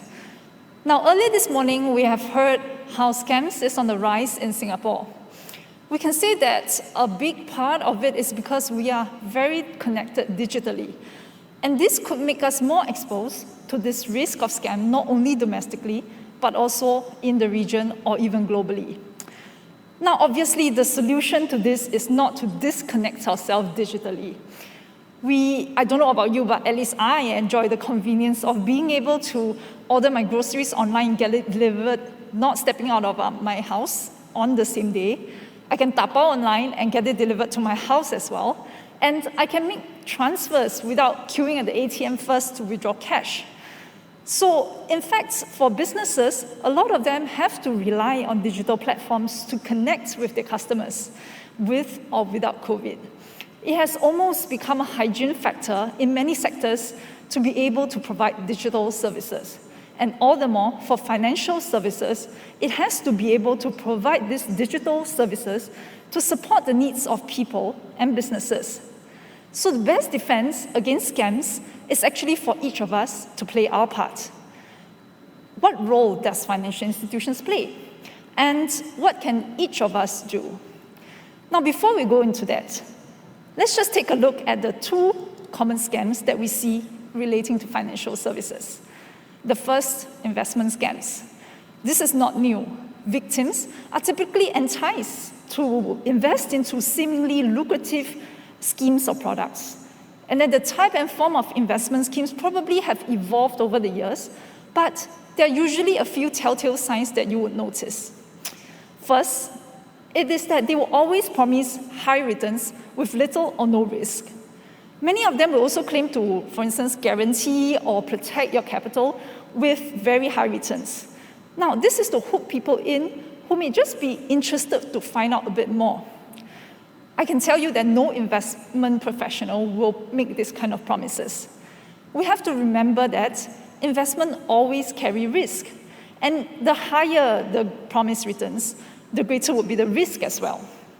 Many of such scams would also be coupled with pressure tactics. I think we heard from the panel earlier, they are essentially tapping on our FOMO mindsets. And they will say that, special rates for the first 50 investors, or if you do it now, click now, you'll get 10% more returns, etc. These are really tricks to make you click on the banner, commit your funds now rather than later. And often, scammers will also claim that they have established track record or they are regulated by authorities like MAS. And then these websites can be very professional looking. It's very hard to discern, right? And they may also claim that they have won multiple awards, and they use testimonials from random people, Joe and Doe, who say that, I've made so much returns over a short period of time. Now, the second type of scams that we see is actually relating to online banking and e-payments. Victims are often tricked into providing their banking credentials, information, other card information, or OTP. And the scammers would also use the information, to make fraudulent transactions and fund transfers. This is what we call phishing. And we see three forms of phishing. The first type, I think it has been talked about quite a bit earlier, is through social media channels and through impersonation calls. So the scammers will use different tactics to lead the target to believe they are who they are. Often, they could be saying that they call from the banks, and then there's this great deal, and they want you to click on some links, or they ask you to provide them with your online banking login information.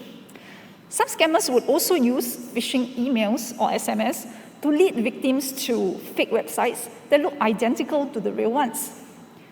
And the third type of phishing is where victims may be tricked into installing a remote control software. So that's strange, right? What does this do? So it essentially allows the scammers to remotely access your devices and control your devices.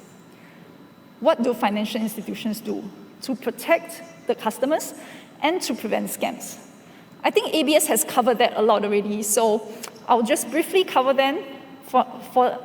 Firstly, financial institutions have adopted measures on 3 fronts. 1, they safeguard the security of transactions by implementing controls such as 2-factor authentication, transaction alerts, as well as things like confirmation of your payment details. Second, there are also proactive detection methods, such as fraud monitoring and surveillance. They may also, for instance, block payments to suspicious merchants who may be involved previously in scams, or they will place limits for amounts which will be transferred to such merchants. And third, financial institutions would also work with relevant website hosting providers to take down fraudulent websites where it's possible. Now, when unauthorized e-payment transactions occur, there are certain guidelines in the industry on how financial losses may be shared. For card transactions, the ABS actually has a code of practice relating to credit cards for banks that they would make reference to. For instance, there is a cap of $100 for consumers if the cards are lost or stolen, and then there are unauthorized transactions being charged. And during the period of investigation, interest charges and late fees will not be imposed. For online card transactions, there are also additional rules on the credit card scheme that says that if consumer is actually has unauthorized transactions and it is paid to merchants which do not adopt OTP authorization for their online customers, the consumer would not be liable. For non-card e-payments, consumers who have practiced cyber hygiene and have not been negligent will not be liable for losses arising from any unauthorized transaction that do not exceed $1,000. And of course, consumers will not be liable if any unauthorized transaction is being made due to the bank's or the payment institution's own lapses. Now, these are guidelines that are premised on consumers themselves being able to play their own part in safeguarding their own accounts. I'm sure you would ask, what can I do to safeguard my own accounts? When it comes to e-payments, there are a few steps that we can take. First, securing our devices.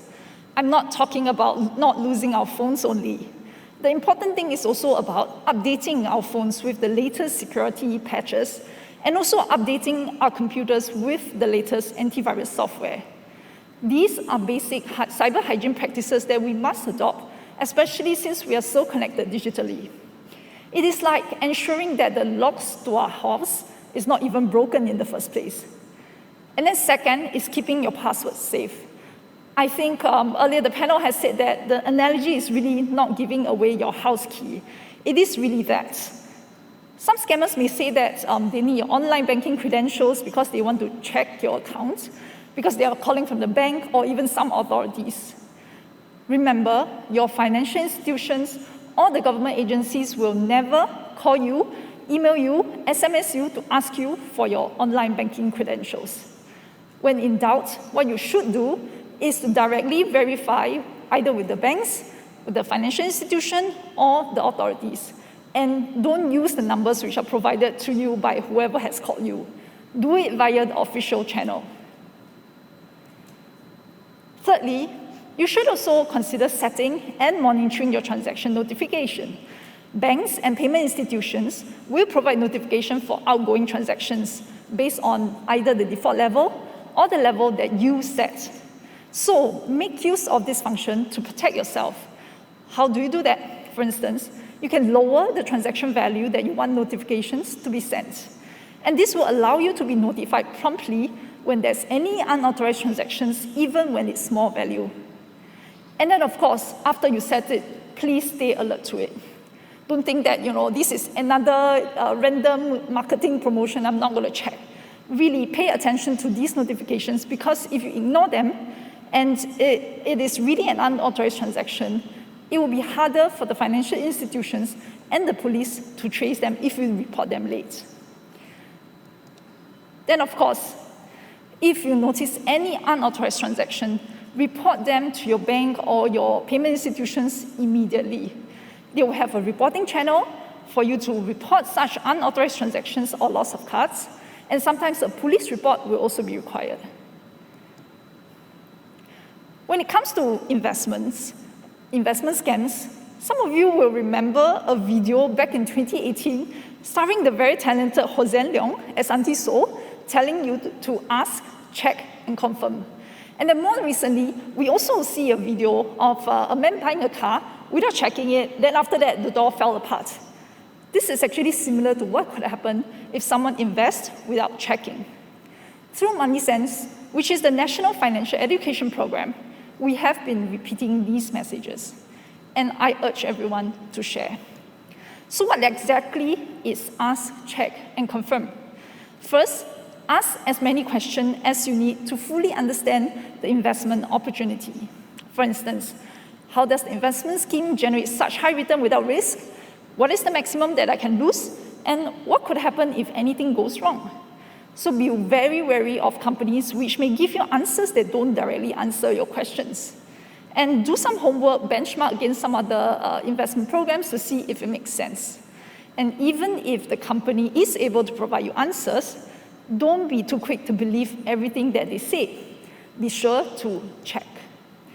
Check on the company, check on their owners. For instance, check if the company that they have put on the website about itself is true. You can check the address, check their track record, go to some online forums to double check, and then see if there are any negative reports or complaints about them. And then after checking, if you don't find any information that suggests that the investment may be dubious, you should still confirm. In fact, I think Hossein Leong will tell you to double confirm. So, what do you confirm? Confirm before investing that the company and the representatives themselves are not providing unregulated financial services in Singapore. MES website has a list of regulated institutions as well as financial representatives which are regulated by us. There is also an investor alert list that you can check, and these are actually a non-exhaustive list of entities who have misrepresented themselves to be regulated or authorized by MES. If you see any names there, do not deal with them. Regulated financial institutions will have to meet disclosure requirements. They are also subject to MAS's supervision. So if you choose to deal with unregulated entities for any financial services, you will not be protected.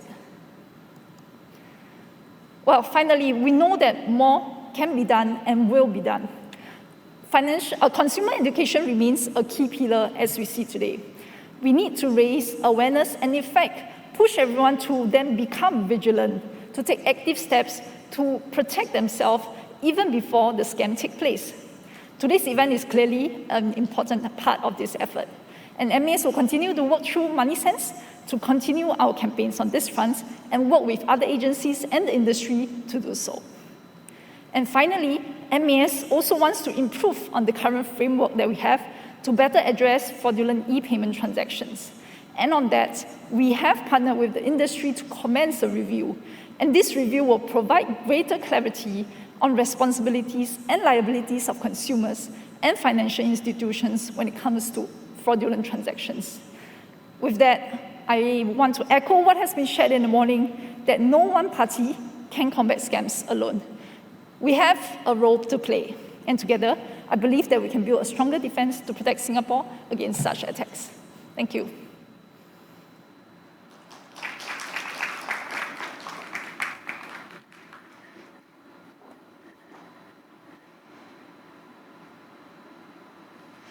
Thank you, Ms. Shi Min. Our second presenter for this half is Mr. Cheong Hai Tu. He's a Director of Infocom Resource and Technology and concurrent Director of the 5G Program Office at the Infocom Media Development Authority. With his 25 years of telecommunication and technology experience across the region, including Singapore, Philippines, and Australia, Mr. Cheong will share on how we can leverage the advancement of technology to combat scam activities. Mr. Cheong Hai Tu, please.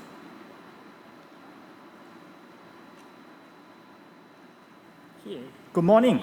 I'm Hai Tu, and today I'm here to demystify, I will try to demystify the complex world of telecommunication and its exploitation by the scam syndicate.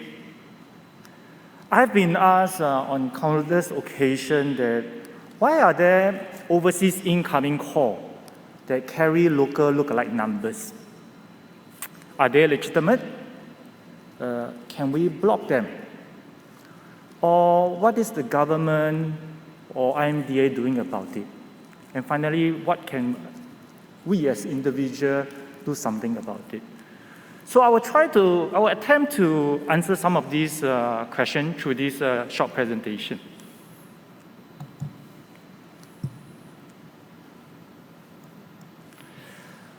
Does this look familiar?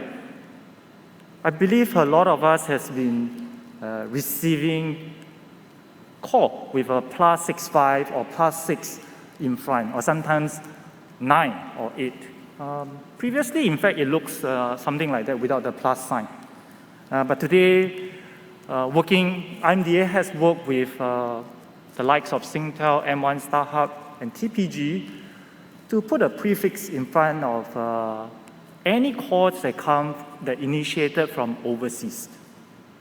This is not just for numbers that start with 6, 8, or 9, something that we're familiar with, but also international formats, calls from Malaysia, Indonesia, China, US.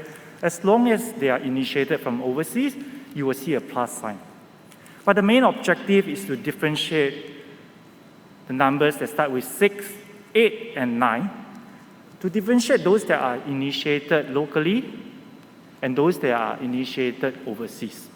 For those that are initiated from overseas, pay attention.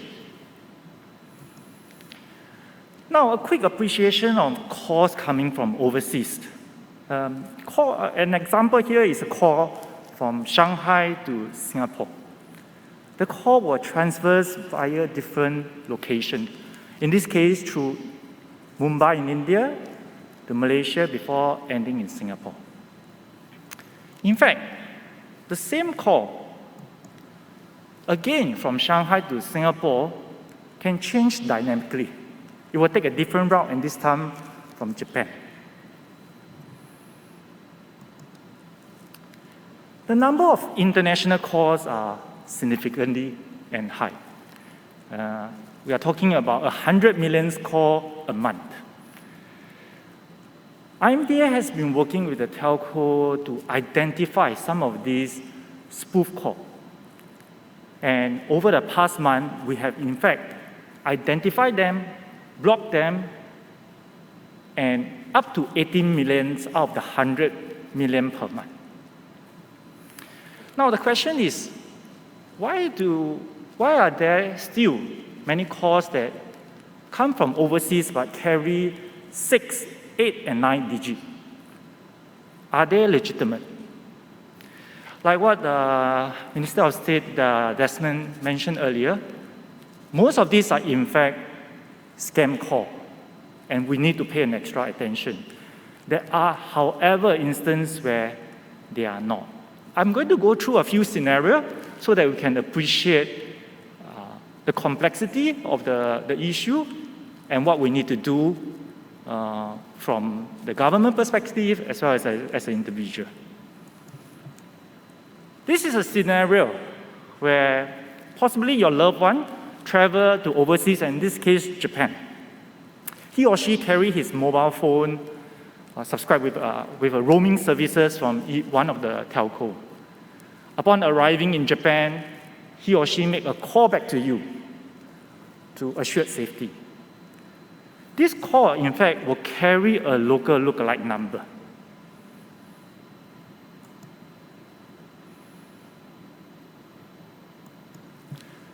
Another scenario, again, your loved one traveled overseas and you try to make a call to him or her. And the person in overseas may not be available at that time, or maybe out of telephonic coverage. Either they are in a tunnel or in the basement. The call may be diverted to the person's home line or even voicemail. Again, this incoming international call will carry a local lookalike number. In fact, it will be your number who try to call the one traveling overseas. Now, there are also MNC that set up call centers in the likes of Philippines and India. The setup of such call center is that the call made from them will carry local lookalike number because they are serving the Singapore consumer market.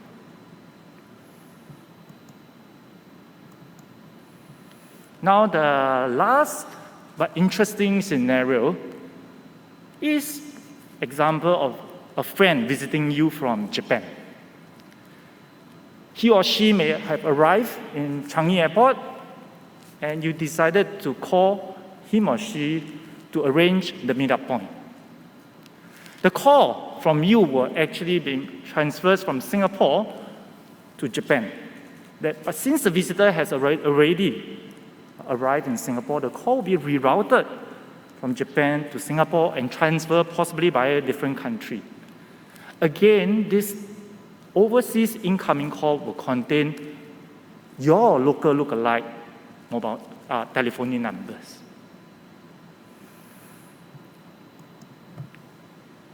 Unfortunately, a scan on the internet will reveal that there are many caller ID spoofing services. Some of these are for legitimate use, like privacy, but most of the time not.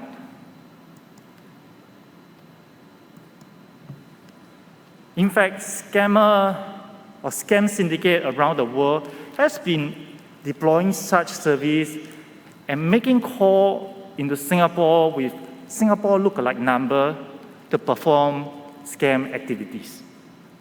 And these are the ones that MHA, MAS, and IMDAs are after.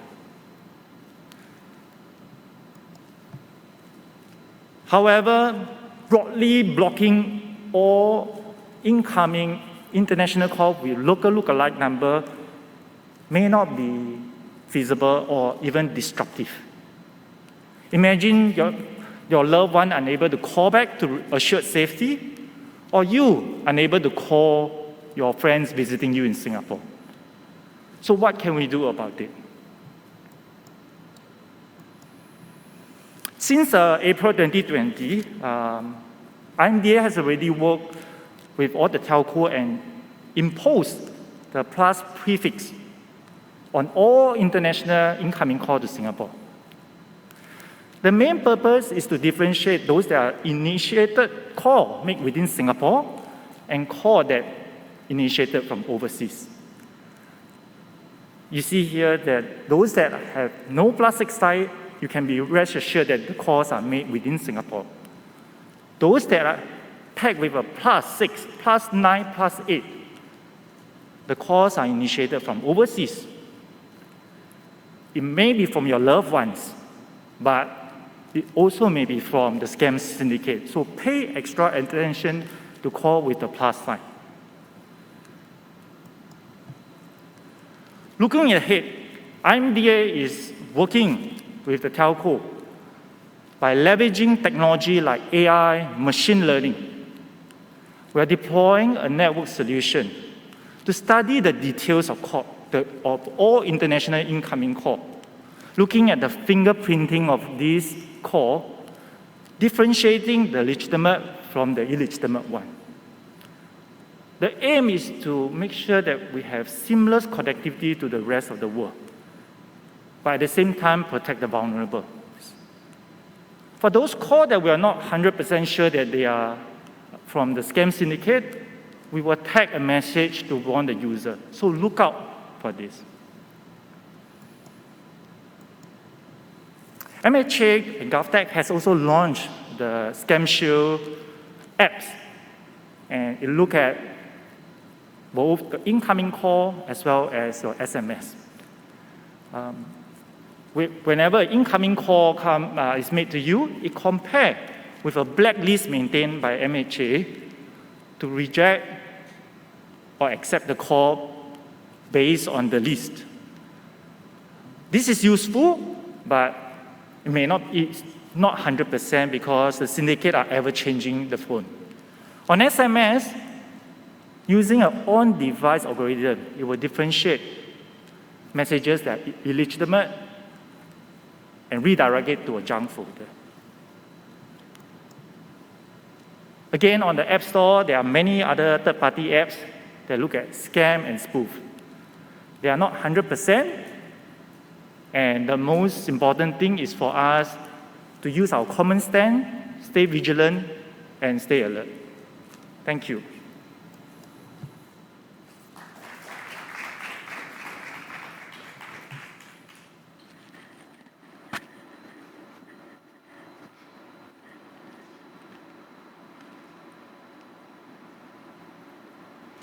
Thank you, Mr. Cheong. We have heard from the finance industry and the telcos industry. Now, let us hear from the e-commerce platforms. Our third presenter for this half is Mr. Sri Ganesh Naidu, Vice President and Business Risk Lead of Lazada Singapore. He has spent more than 13 years conducting investigations and data analysis on fraudsters, money launderers, and cyber fraudsters. His work for Lazada Singapore covers buyer-seller fraud, prohibited and controlled goods, and intellectual property rights. Let us hear his thoughts on anti-scam initiatives by the e-commerce platforms. Mr. Sri Ganesh Naidu, please.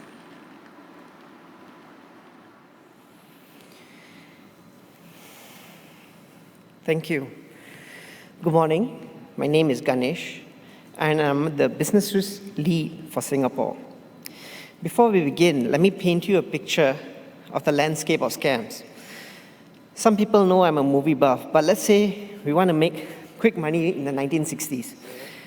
Probably the easiest way to do this is to rob a bank, Bonnie and Clyde style. Get a car, get some guns, go to a bank, yell that it's a stick-up, and force the bankers to empty the coffers. The thing about this approach is that it's a very high-risk job for the criminal. They need to plan everything meticulously and get away before the cops come, usually with much bigger guns. And if you actually watch Bonnie and Clyde, you actually would know what happened in the end. The reality is, the people in Singapore are not exposed to these kind of petty criminals. Instead, they are dealing with criminals that are generally based out of Singapore and are not easy to track and identify. A lot of them are based in countries far-flung like the Ukraine and Nigeria. So this has made law enforcement work very, very complicated and hard. These threat actors are also fairly sophisticated. They employ special tools and techniques to evade detection. They also know how the platforms actually detect this behavior. They're also united. They share information with each other on tactics, techniques, and procedures on how to do scam and fraud. They converse and coordinate in places like encrypted messaging apps, the darknet, where law enforcement have difficulty penetrating and enforcing. We cannot just rely on law enforcement to help to protect Singapore. We all have a part to play in this.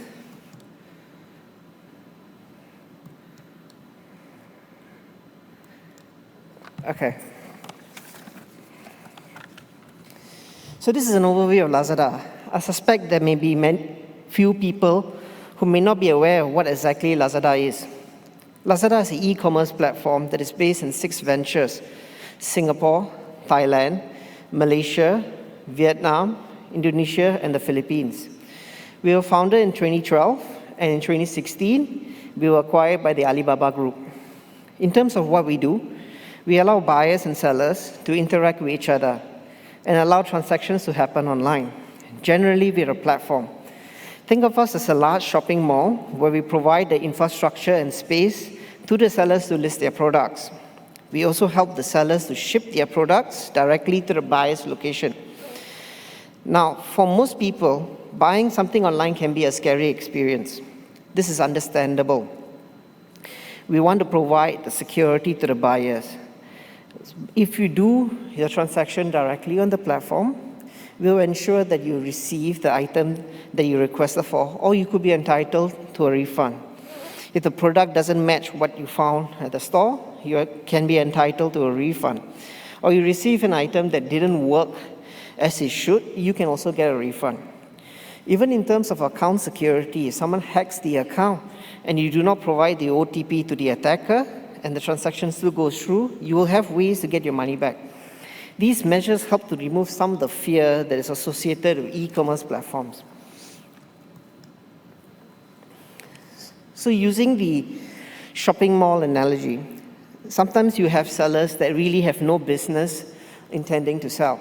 Instead, they choose to find ways and means to scam buyers. That's where my department comes in. We generally have 4 core pillars when it comes to how we manage this risk. Now, these pillars have a symbiotic relationship with each other. We need to develop all these pillars together in order to defeat the criminals. So the first pillar is technology. We leverage on Alibaba's technology.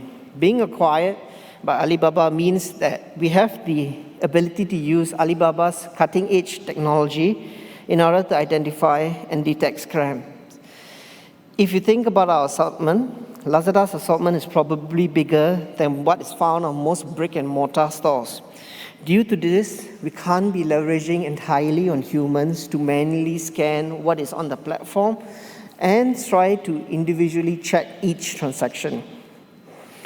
Alibaba, our parent company, has a much larger assortment and has been operating much longer than us.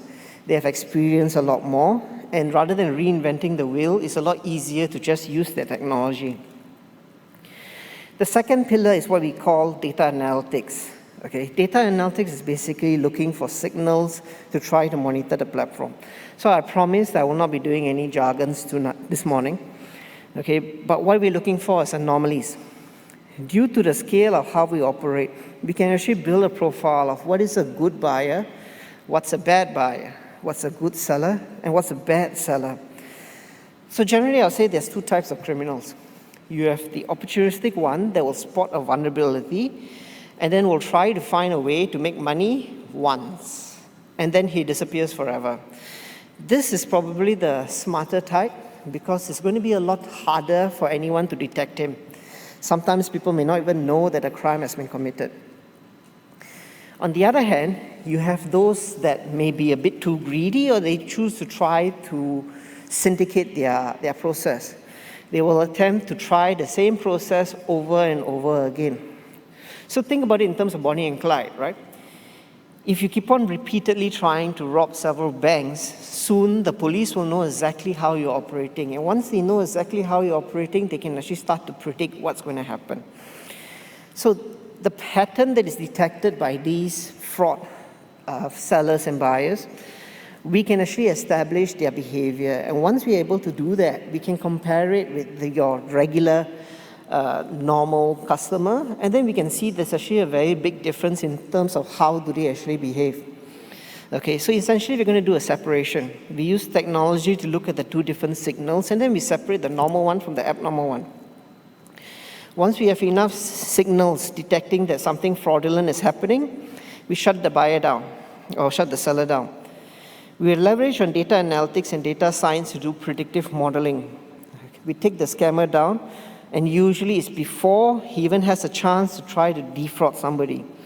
So if you think about it in terms of Bonnie and Clyde, our analytics allows us to take Bonnie and Clyde out before they even enter the bank. Now, if you think about the shopping mall analogy, we are the security in the mall. We are present, we are watching all the behavior in the mall. For those very obviously fraudulent, we work very closely with the police. This is what I call the third pillar.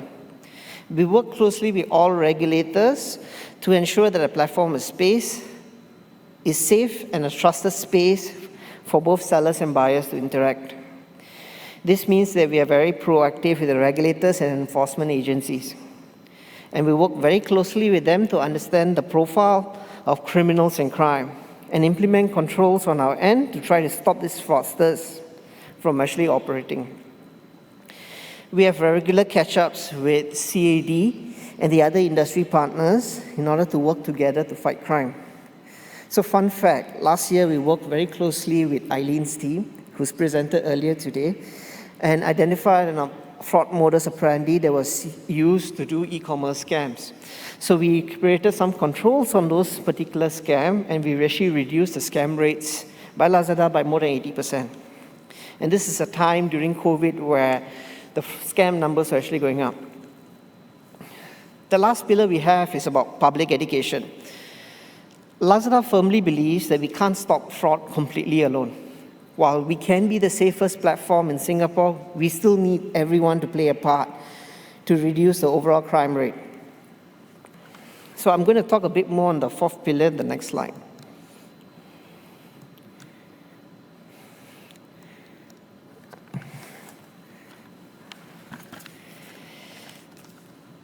So educational messages aim to increase the awareness of scams, and our whole hope is to make the public a bit more skeptical when they see something that looks fishy or smells bad. Education is not a short-term thing. You have to do it for a long term, and it has to be done regularly and constantly.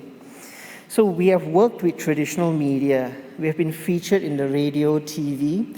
We have appeared in all the 4 languages in Singapore. And we generally focus on important cybersecurity hygiene topics, such as keeping your private information private, keeping your credit card information, your OTP, your CVV, etc., all private, using complex passwords, and trying to keep all transactions on the platform. We also work very closely with the Singapore Police Force, both with the larger agencies as well as even down to the grassroots level. We regularly publish messages on our social media platform, educating users on good online behavior. At the grassroots level, we try to bring the messages directly to the heartlands and the vulnerable segments of the population. We do that via various collaborations with the NPCs, and we work with them to get the awareness out.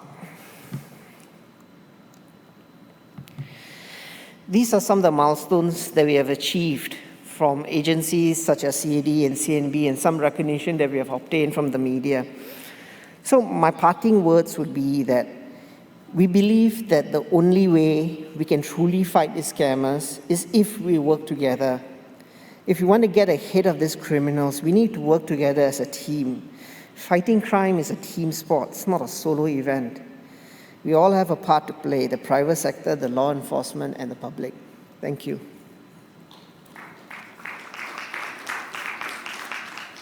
Thank you, sir.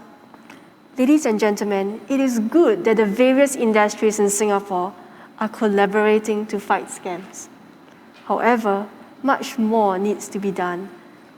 What are some possible solutions that we, the government, the industries, our community, and us individuals can do? Now, we will be having a forum discussion where you can once again participate. Let us invite up to the stage Ms. Abigail Ng, as well as our forum panelists who will brainstorm on feasible solutions. Ms. Abigail Ng is the Executive Director of Corporate Finance and Consumer Department in the Monetary Authority of Singapore and concurrent council member of the National Crime Prevention Council. At MAS, she oversees MoneySense, Singapore's national financial education program. She is keenly interested in raising consumer awareness on investment scams and other types of scams. Today, we are honored to have Ms. Abigail as our forum moderator. Making up the panel will be Ms. Tan Shi Min from the Monetary Authority of Singapore, Mr. Lin Ching Hui from the Policy Development Division of the Ministry of Home Affairs, Mr. Siri Ganesh Naidu from Lazada, and Mr. Cheong Hai Tu from the Infocom Media Development Authority. To everyone in the audience, you are invited to pose your questions on what are some possible solutions together as a nation. to our panelists. Use our Pigeonhole platform by scanning the QR code. You can also upvote questions. Once again, we have many questions, but because of time, we will give priority to the questions that address our forum discussion. Over to you, Ms. Abigail Ng, and our esteemed panelists, please. Thank you very much, Stephanie. Welcome, everybody, to the next interesting special panelist that we have here. I think Stephanie gave us an overview of everybody's coverage. But just to quickly share, we have Shimin from the MAS. We have with us Ting Hui from the MHA. And we have Ganesh, as you just heard from him, from Lazada. And also a special guest from the IMDA, Hai Tu. So as we all know here, today we are here to discuss about the need for an ecosystem approach to fighting scams. So whether it's consumers becoming more scam smart and taking individual responsibility to not to fall for scams, enterprises, as the representatives we have here from today, from banks, telcos and e-commerce platforms, putting in place anti-scam measures, authorities evolving our approach to keep up with combating scams. And so representing part of the ecosystem, we have here our 4 panelists to share their perspectives with us. So just to start off, let's dive in and let me check in with each of you.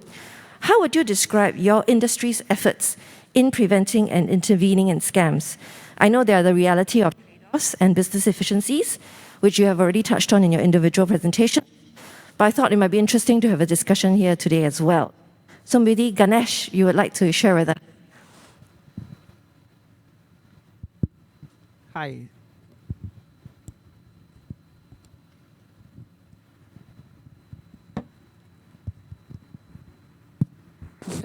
Sorry. Sorry, can you repeat the question? We're just saying that today we're all here talking about the ecosystem approach. Yeah. So I was thinking maybe you wanted to start off by sharing what Lazada is doing to create a safe platform. Sure. So I guess a lot of the things were already covered in my slide deck, but generally the approach that we take is that if you want to create a safe platform, we need to work with everyone. We need to work with the regular stakeholders. We need to work with regulators, the law enforcement. Internally as well, we need to develop the tools and techniques to actually detect the crime and identify it before the thing becomes bad.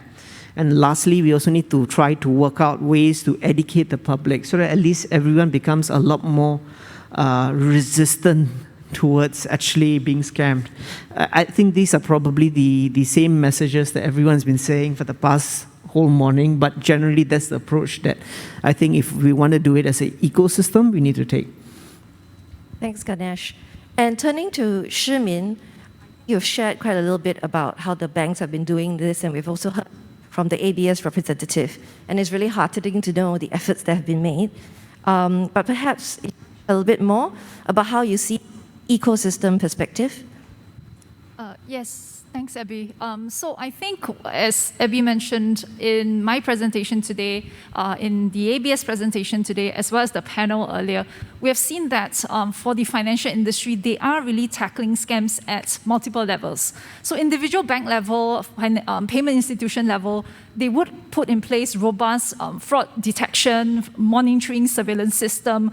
They would try to use also new technologies such as AI, machine learning, to actually help them enhance consumer patterns so that they can also detect fraud earlier.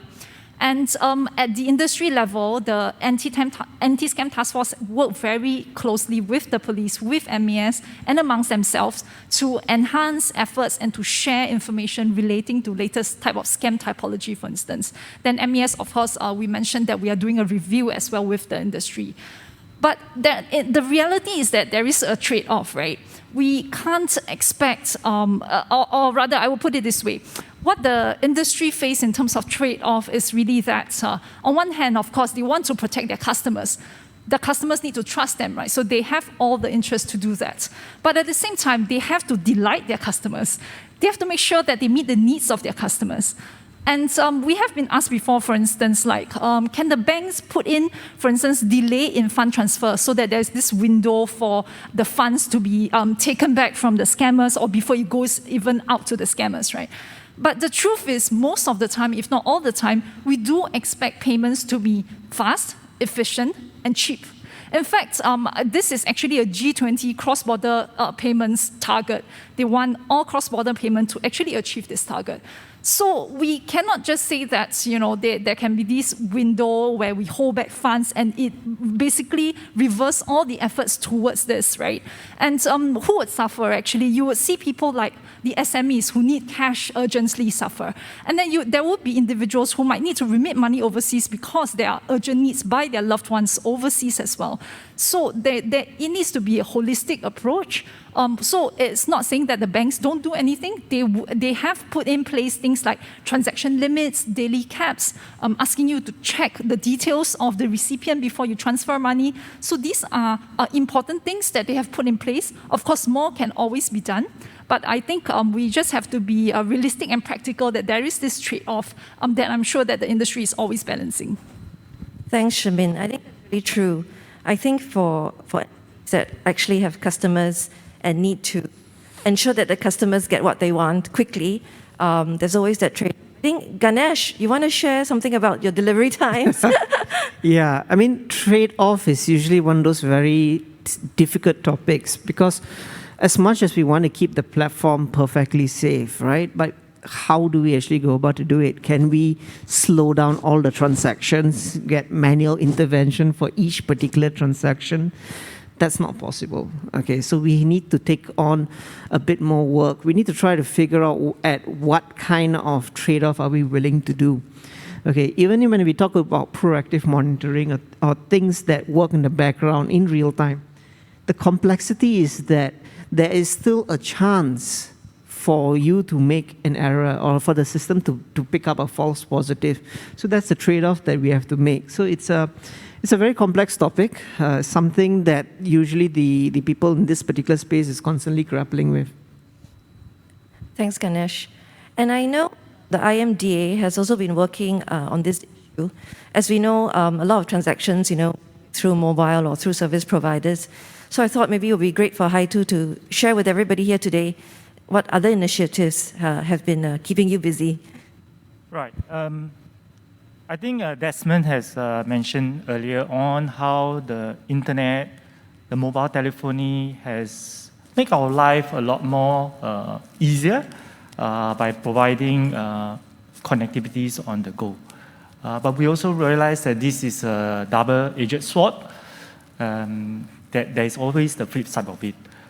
Very naturally for the telco, for IMDA, our mission is to provide the biggest bandwidth, the seamless call, the most roaming destination. But however, it does bring about, like what we said earlier, the other side of the coin that is being abused by syndicates and the scammers. And since the beginning of last year, I can't stress enough, I may sound like a broken record, that we have tried to differentiate the legitimate call from potential call from scam syndicate. And it is important for the public to realize how to leverage on such an effort. To look at the plus sign, to realize that the plus sign gives you indication that the call is initiated from overseas. It may be legitimate, it may be from your loved one, it may be a genuine call from your business partner. However, it might also be calls from the scam syndicate. So the whole idea of this execution and implementation is to give an extra device, an extra tool to alert the public that pay attention to this particular call with a plus sign. And be very wary about any activities and transaction that is required from this call. Thanks, Haitu. I think it bears repeating, right, that nowadays when we get calls, just pay a little bit more attention. If you see a +65 showing up, don't assume it's from someone that you know. Actually, the first thing you should think is, it could be a scam. So either ignore it, or if you do pick up, be extra skeptical. So thanks for sharing that again, Haitu. I've been hearing a lot from all across, whether it's banks having overseas transfers, e-commerce transactions, where you have overseas vendors, and of course, Haitu's talking about calls coming in. So a lot of international or transnational issues. So I just wanted to ask Ting Hui, what's your take on that, this international and transnational nature of scams? Hi. So I think the speakers have already covered quite a lot of points about trade-offs and what we need to do. So maybe I touch on that first, on trade-offs. If we look at a certain tool, for example, Shrimi mentioned about delay payment as one of the tools to combat scams and detect fraud. The trade-off is very stark. It's a trade-off between customer experience and safety. But I think we need to look wider. And actually, if you look at a multitude of tools, the trade-off is less stark, which is why an ecosystem approach is important. So take the example about the transaction again, right? If you look at delayed payment, then of course the trade-off is between customer satisfaction and public safety. But if you add in more tools like public education, awareness, then the trade-off becomes less stark, because now the player himself or herself, the customer himself or herself, can play a bigger role in the combating scams. So actually, ecosystem approach reduces the trade-off and makes it easier, which is why this is very important for us.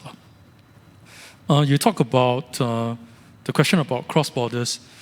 The issue about the main challenge about scams is that it is transnational in nature. All right? Very often when the victim realizes that he or she has been scammed and makes a police report, in reality, the money would have gone out of Singapore and would have traveled around the world a couple of times. So it makes it very difficult for us to retrieve the funds.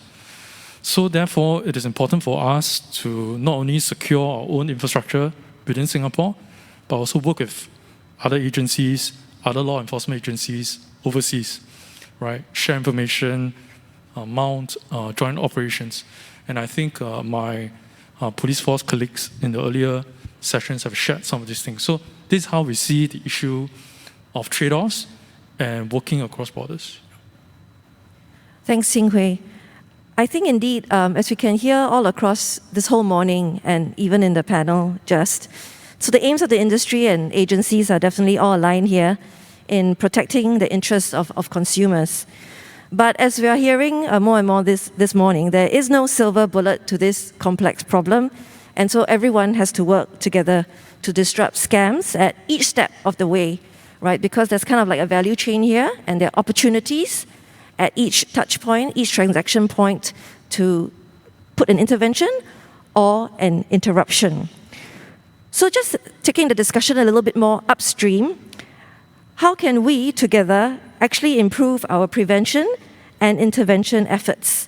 So I was thinking maybe Haitu, you could share some efforts that the telcos have put in place for upstream measures.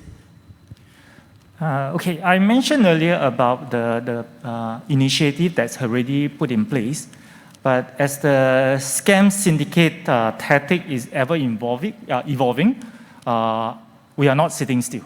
And therefore, I'm there again, working with the industry, the ICT company, the telco. We are taking a proactive measure to look at network solution.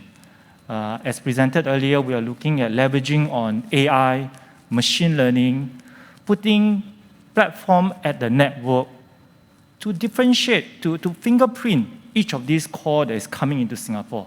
Look at the records of this call and at real time differentiate them from legitimate call, from your loved one, from your business associate, versus those from the scam syndicate.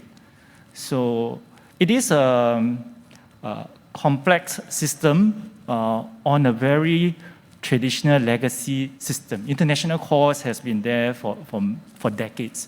So we are really trying to marry advanced technology on a legacy network, but it is an effort that requires the collaboration of industry and the government so that we can put in further protections beyond just leaving it to the general public to differentiate between the plus and non-plus sign, but going at the upstream to stop most of this core at the on-front.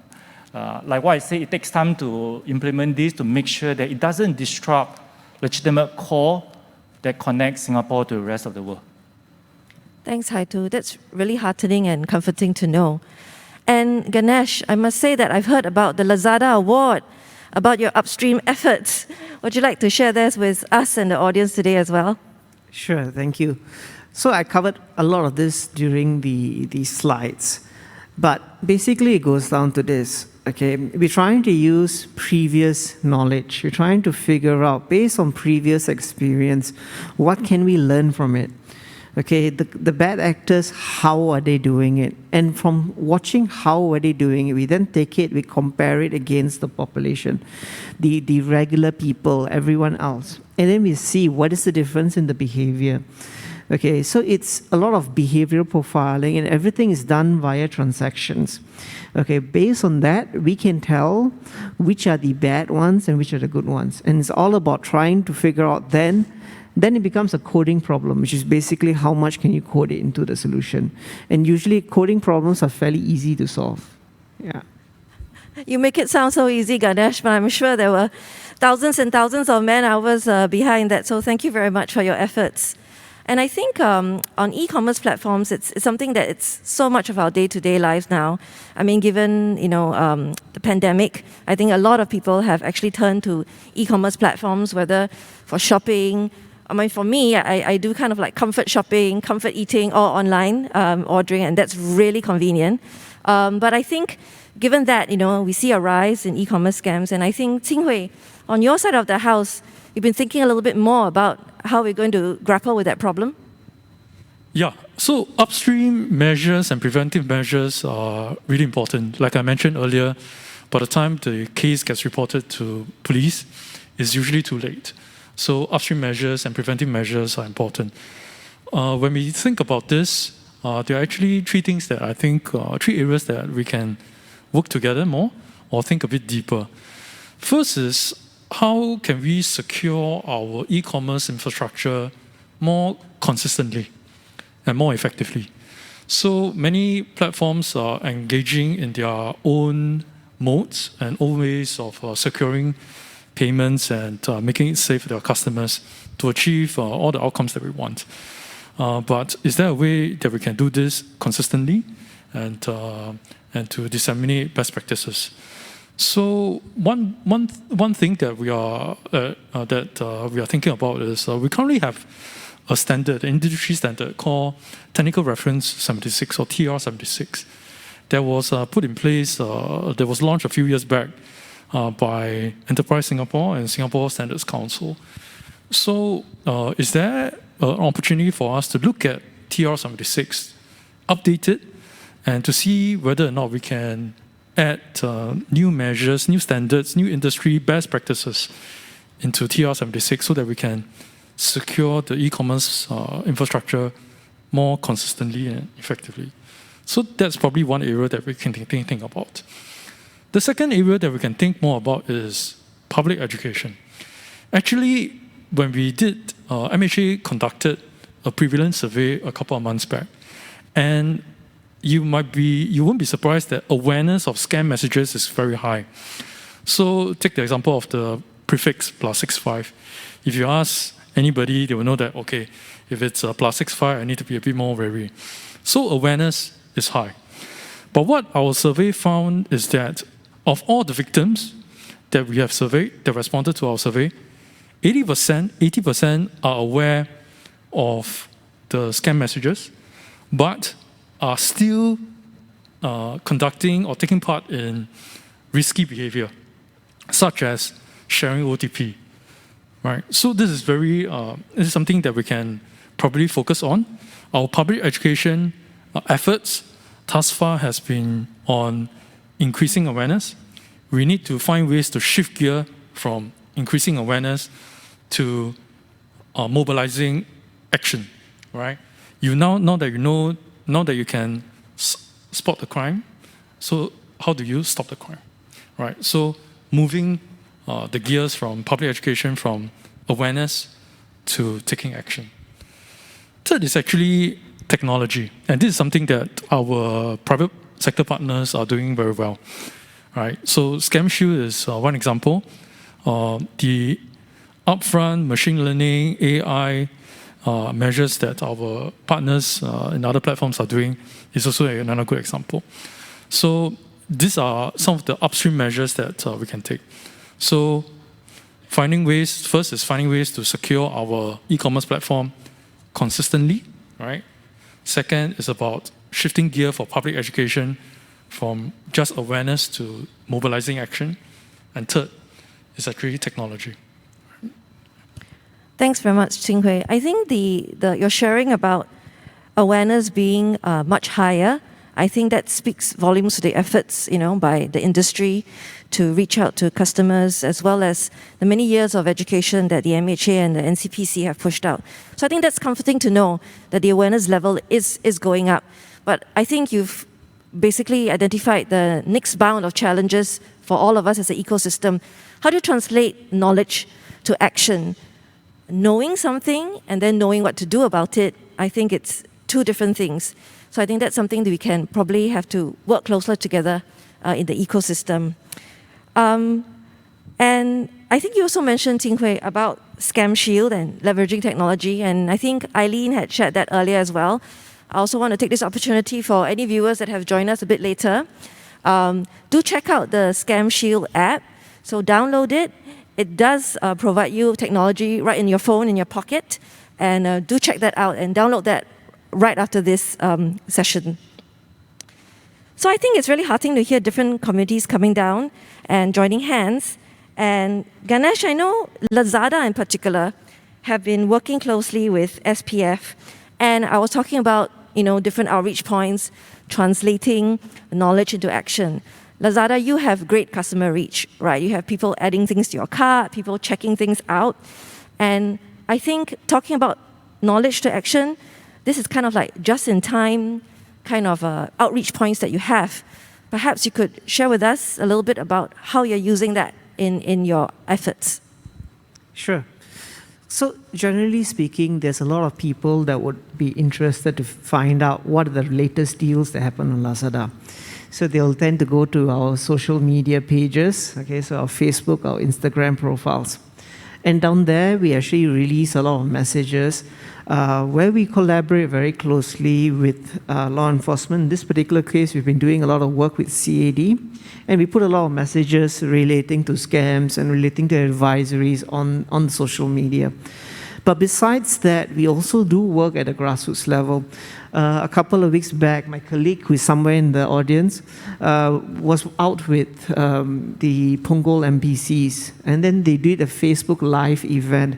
So the event was actually to talk about scams as well. So it's a way for us to try to engage the typical crowd that we may not have access to. So we use this kind of methods to try to raise awareness. We also participated in other kinds of events, like we also participated in Drug Free Day with CNB. I know this is a scam topic, but we also work very closely with regulators because to us, we want this place to be safe. We want people to come to our platform. We want to make sure that everyone has a safe and enjoyable experience on our platform. Thanks, Ganesh. And talking about consumer touchpoints, I think the other entity that we actually interact with a lot, perhaps even more so than e-commerce, would be our banks and our iBanking apps. So, Shimin, would you like to share a little bit about what's happening in that industry? Thanks, Jen. Abby, yes, so I guess a lot of you, if you do have online banking accounts or if you even visit the bank's website, you will notice that there are all these pop-ups and banners, and usually that will be the first thing you see. And they would tell you what are the latest scams. Be careful, don't give your OTP away. So these are the common messages, and they frequently update them with the latest scams modules that they see and receive from the police. So this is really ensuring, like what Abigail said, that wherever there's consumer touch point, there's this continuum of consumer education. And Ching Hui's point about converting that awareness into action, I think banks also try to be a bit more upstream. Usually they are more downstream because it's only when you transact then they will get alerted and they will try to detect fraud, right? But they also try to go a bit upstream by implementing things like there would be notification if there is a login from a new device. So with that, it could be then alert to you, oh, I did not log in, where is this coming from? So if you can, then you can call the bank immediately and there is higher possibility of more intervention, right? They can block it. So I think this is really their efforts to do it from an awareness perspective as well as additional measures as and when they can to move a bit more upstream. Yeah. Thanks, Shabin. I think for me, it's really encouraging to hear, right, that across platforms that we use every day, like e-commerce platforms, and across banking apps and other transactions that, people are stepping up, educating, giving just-in-time advice, in addition to the back-end detection of frauds. So I think that's great, and I think it's putting us in good stead in moving ahead on our next bound. But I think what we want to turn to now is about the future, right? What's the future of the partnerships? Because fighting scams is not a sprint. It's not something that's going to be over very soon. It's going to be a marathon. So I think looking ahead, I just wanted to check in with all of you. What do you see the future of partnerships in this fight for scams? Maybe Haitu, you would like to start us off? The partnership to combat scam has been ongoing itself. And we have implemented the plus prefix. We will be implementing, partnering with the private sector to implement the in-network solution. We are also conducting other trials to combat messages related, whether is it mainly on the SMS related scam activities. In fact, IMDA is also taking all this experience, taking the leadership and putting all this experience together and form a guideline. Beyond just now we mentioned about standards in the e-commerce space, but also in the telco, we are now beginning to take the leadership in putting all this experience into a guide and really sharing with the private sector, sharing it even in the region to help other jurisdictions to combat against scam. Thanks, Haitu. I think once we get our technology up and running, I think helping the region is also a really good move. So I think that's really something we can look forward to. Ganesh, I think you were going to share something about moving forward, what you hope to see for your e-commerce space. Sure. To be honest, I think the future is a very interesting space. I think the scammers are going to become a lot more sophisticated. I think that we are really only in the tip of the iceberg. Okay, you try to block them off in one particular method, they'll try to upgrade themselves, they create a new app, and then they'll do something else. I think the complexity of this situation means that we need to all work together. Okay, I think the regulators have started. Okay, there are various initiatives that's done so far. I know that the law enforcement here in Singapore has set up small groups where the industry gets together to consult and talk about modus operandi, fraud modus operandis that have been observed. These kind of initiatives help. Okay, I know that these kind of groups have existed in the banking space for some time. I used to be in the banking space as well. And it has helped to try to minimize and try to reduce the number of fraud and at least help to deal with a lot of the more complex ones. So there's some of those things that has happened. I suspect it's going to continue to happen, and I think it'll be an interesting future. Yep. Thanks, Ganesh. I think your concept and your sharing about having a community of practice to share developments and technology, I think that's really useful. And Shabin, I know that's something that's happening actually in the banking space, especially with new payments and all coming up. Perhaps, a brief sharing on that for us. Yes. I guess when we talk about payments today, this morning, whole morning, we have been talking a lot about banks. But let's not forget, now that we are in this new e-payment space, we are seeing non-bank type of e-payment players. So we are talking about, let's say, the wallets that you've been using for either your transport or your online payments. These are actually the new players in this whole e-payment landscape. And a lot of these players, interestingly, are the ecosystem players. They are very closely connected to a lot of the ecosystem or even part of the same group, right? So it is then important to also ensure that they and the banks together work together as the payment ecosystem players to do their part. And for that, we actually have a payments council. So MAS set up this payments council, which comprise key players that includes both banks and these non-bank players, so that all of them can work together, not only to advance e-payments, but really to help us safeguard the safety of e-payments, help consumers gain confidence in e-payments as well. So through this effort, the earlier review that I mentioned is also conducted under this umbrella. So we really hope that all the players in the system can play their role by collaborating together through these different platforms. Thanks, Shimin. Indeed, looking forward and in the future, it's not just banks, right? For the financial industry, you do have a plethora of different kind of payment systems. So I think that's the next bound that we have to bring them in. And now turning to Ting Hui, who was going to have the last word on this discussion, taking a broader ecosystem perspective, after hearing from the various sectorial regulators and industry players, what is your take on the future of partnerships in this fight against scams? I think the future partnership, but let me preface to say that the existing partnership is very strong, and we appreciate the efforts by our private sector partners in playing this role, in playing their role and contributing to this effort. But I think the future partnership, in order for it to progress, to improve, we should maintain the common understanding that scams is not just a law and order issue, right? It's not an issue that only the law enforcement agencies can do or should do. It is wider, and everybody has a role. And only with this common understanding, then we can work together. And we have heard speakers from this morning about Project Frontier, the Anti-Scam Center, how when private sector and public sector work together, outcomes can be achieved, better outcomes can be achieved. So this is something that we should think about. Another thing that for partnerships that we should also think about a bit more is that sometimes when you put so many people together, we generate a lot of ideas, right? But the challenge is, which idea should we pick, right? Each idea will have its own trade-off, and so this is something that we have to work towards.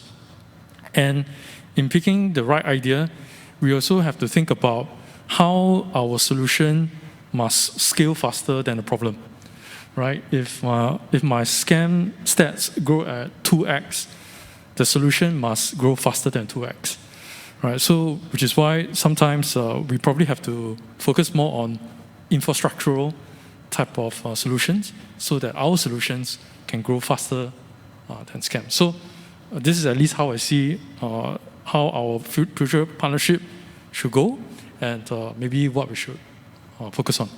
Thanks.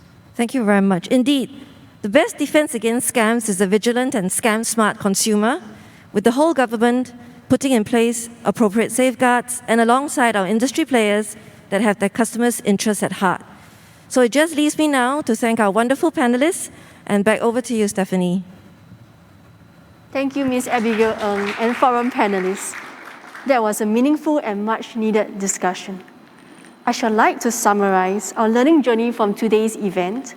We have learned a lot in terms of the ever-evolving tactics of scammers, the scam prevention tips for individuals, and the initiatives and efforts by Association of Banks in Singapore, the Anti-Scam Division of the Singapore Police Force, the Monetary Authority of Singapore, the Infocom Media Development Authority, and Lazada.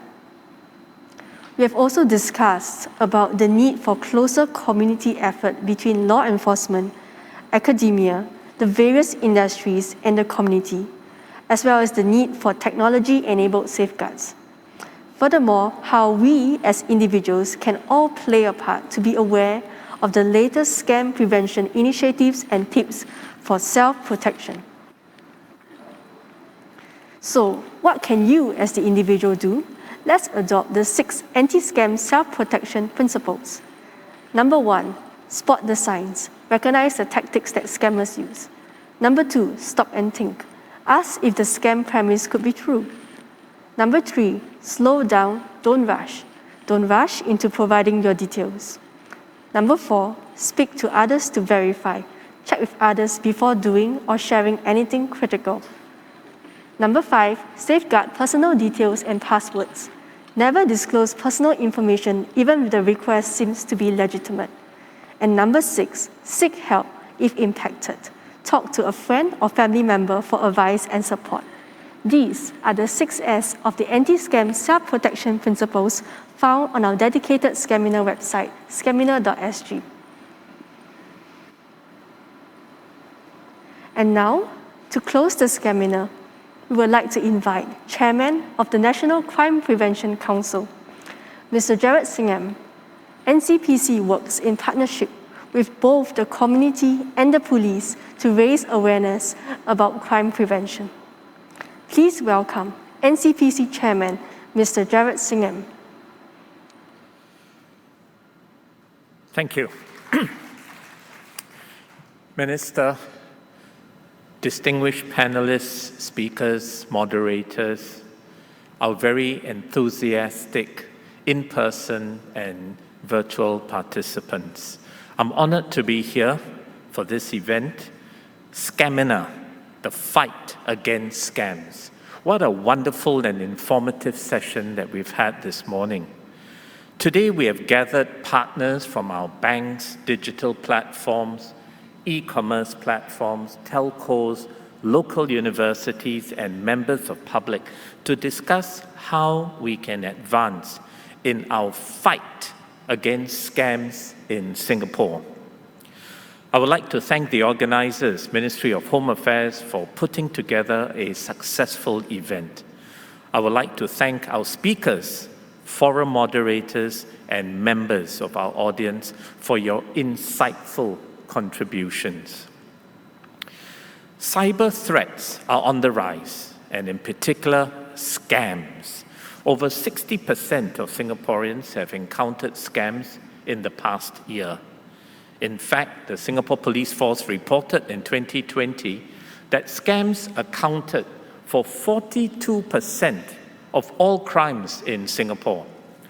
Our first anti-scam campaign was launched in 2014, and since then, we have devoted huge amounts of resources every year to raise public awareness on scams. Last year, NCPC rolled out the Spot the Signs, Stop the Crimes campaign to educate the public on how to identify the various signs of scams. This year's campaign, which will be rolled out soon, will come with a new series of visuals and materials. We also look forward to forging even closer partnerships with our stakeholders to fight scams. I cannot emphasize more the role that our community and industry partners play to tackle this national concern. Despite the challenges faced due to COVID-19 pandemic, our crime prevention ambassadors continue to educate the public on crime prevention via online platforms. Our Scam Alert broadcast channels on WhatsApp and Telegram also disseminate the latest scam information to our CPAs and community. Earlier this morning, we asked the question, what is tomorrow's scam landscape? The answer depends on the decisions and actions that we all take now. As of now, multiple layers of defenses have been put in place to prevent people from falling victim to scams. We have banks, digital platforms, e-commerce platforms, and telcos working tirelessly with law enforcement. Minister of State Desmond Tan also earlier mentioned the setup of the Inter-Ministry Committee on Scams for more concerted efforts in improving detection and disruption of scams, mitigation of losses, enhancing measures to secure the digital space, and greater outreach to the public on scams. Coupled with these efforts, academia has come on board to conduct research on evidence-based behavioral strategies. However, scammers never give up. The fight against scams is going to be a prolonged one. As a nation, we can only be successful when everyone plays a role. We also need more scam advocates from the public to reach out to their loved ones, their families and friends through their spheres of influence. What can industry and community partners do? We need strong partnerships within and across various industry sectors. Our alliances must ensure the continuous exchange of the following: knowledge on latest scam trends and scammers' tactics to accurately predict future scam trends, information on the latest difficulties encountered in scam prevention and intervention measures to advise the fine-tuning of existing initiatives, research findings on best practices and suitable technologies to implement in anti-scam initiatives that are effective for the local community. Ultimately, strong coordination must result in upstream education of the public and downstream carrying out of enforcement actions to target scammers. What can you as the individual do? Individuals need to take responsibility by staying alert, updated and vigilant. Learn how to spot the signs so that together we can stop the crimes. Beyond knowing how to spot the signs, we also need to reach out to those around us to ensure that they too can spot the signs of scams. We need to reach out to loved ones, families and friends before the scammers do. Why do I say that? It is because your advice and concern matter more to them. So therefore, let us care for one another and encourage open conversations about scams. Psychologists have found that those who have successfully evaded falling victim to scams have done so because they had greater social support and sought help. Remember earlier this morning, Dr. Majid had very correctly asked, have we spoken to our loved ones about scams? Have we shared with them to be more aware and the modalities of scams? So let us keep each other updated on the latest scams, protection tips, and on anti-scam initiatives. Join our WhatsApp, Telegram groups to keep up with the latest information on scams. I'll be sharing with you the QR codes to the groups now. Finally, it is critical for Singapore that we continue our efforts in our fight against scams. Thus, I'm happy to see many participants in the webinar today. Today's presentations and forum discussions have allowed us to take stock of what the government, industries, and community partners have done so far, as well as put forth some promising ideas on what could be done next. Thank you to the Ministry of Home Affairs for organizing this Scaminar. I hope that this event was an enriching and insightful experience for all those joining us on-site and virtually.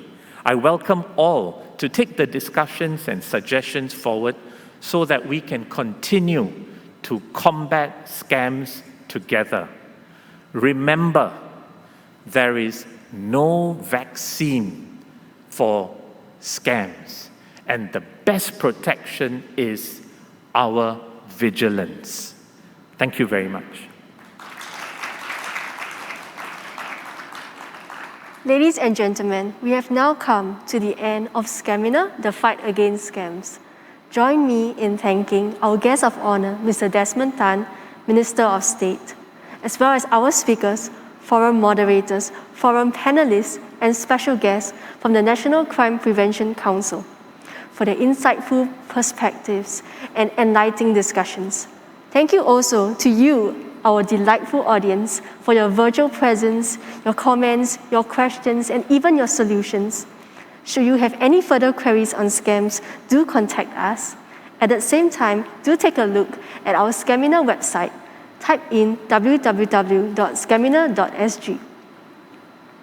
Before you leave, please share with us your feedback and let us know about your webinar experience through the QR code. This webinar is brought to you by the Home Team Behavioural Sciences Centre, Ministry of Home Affairs, with support from the Office of Chief Psychologist and the Singapore Police Force. And remember, be alert, spot the signs. Thank you, and we wish you a pleasant day.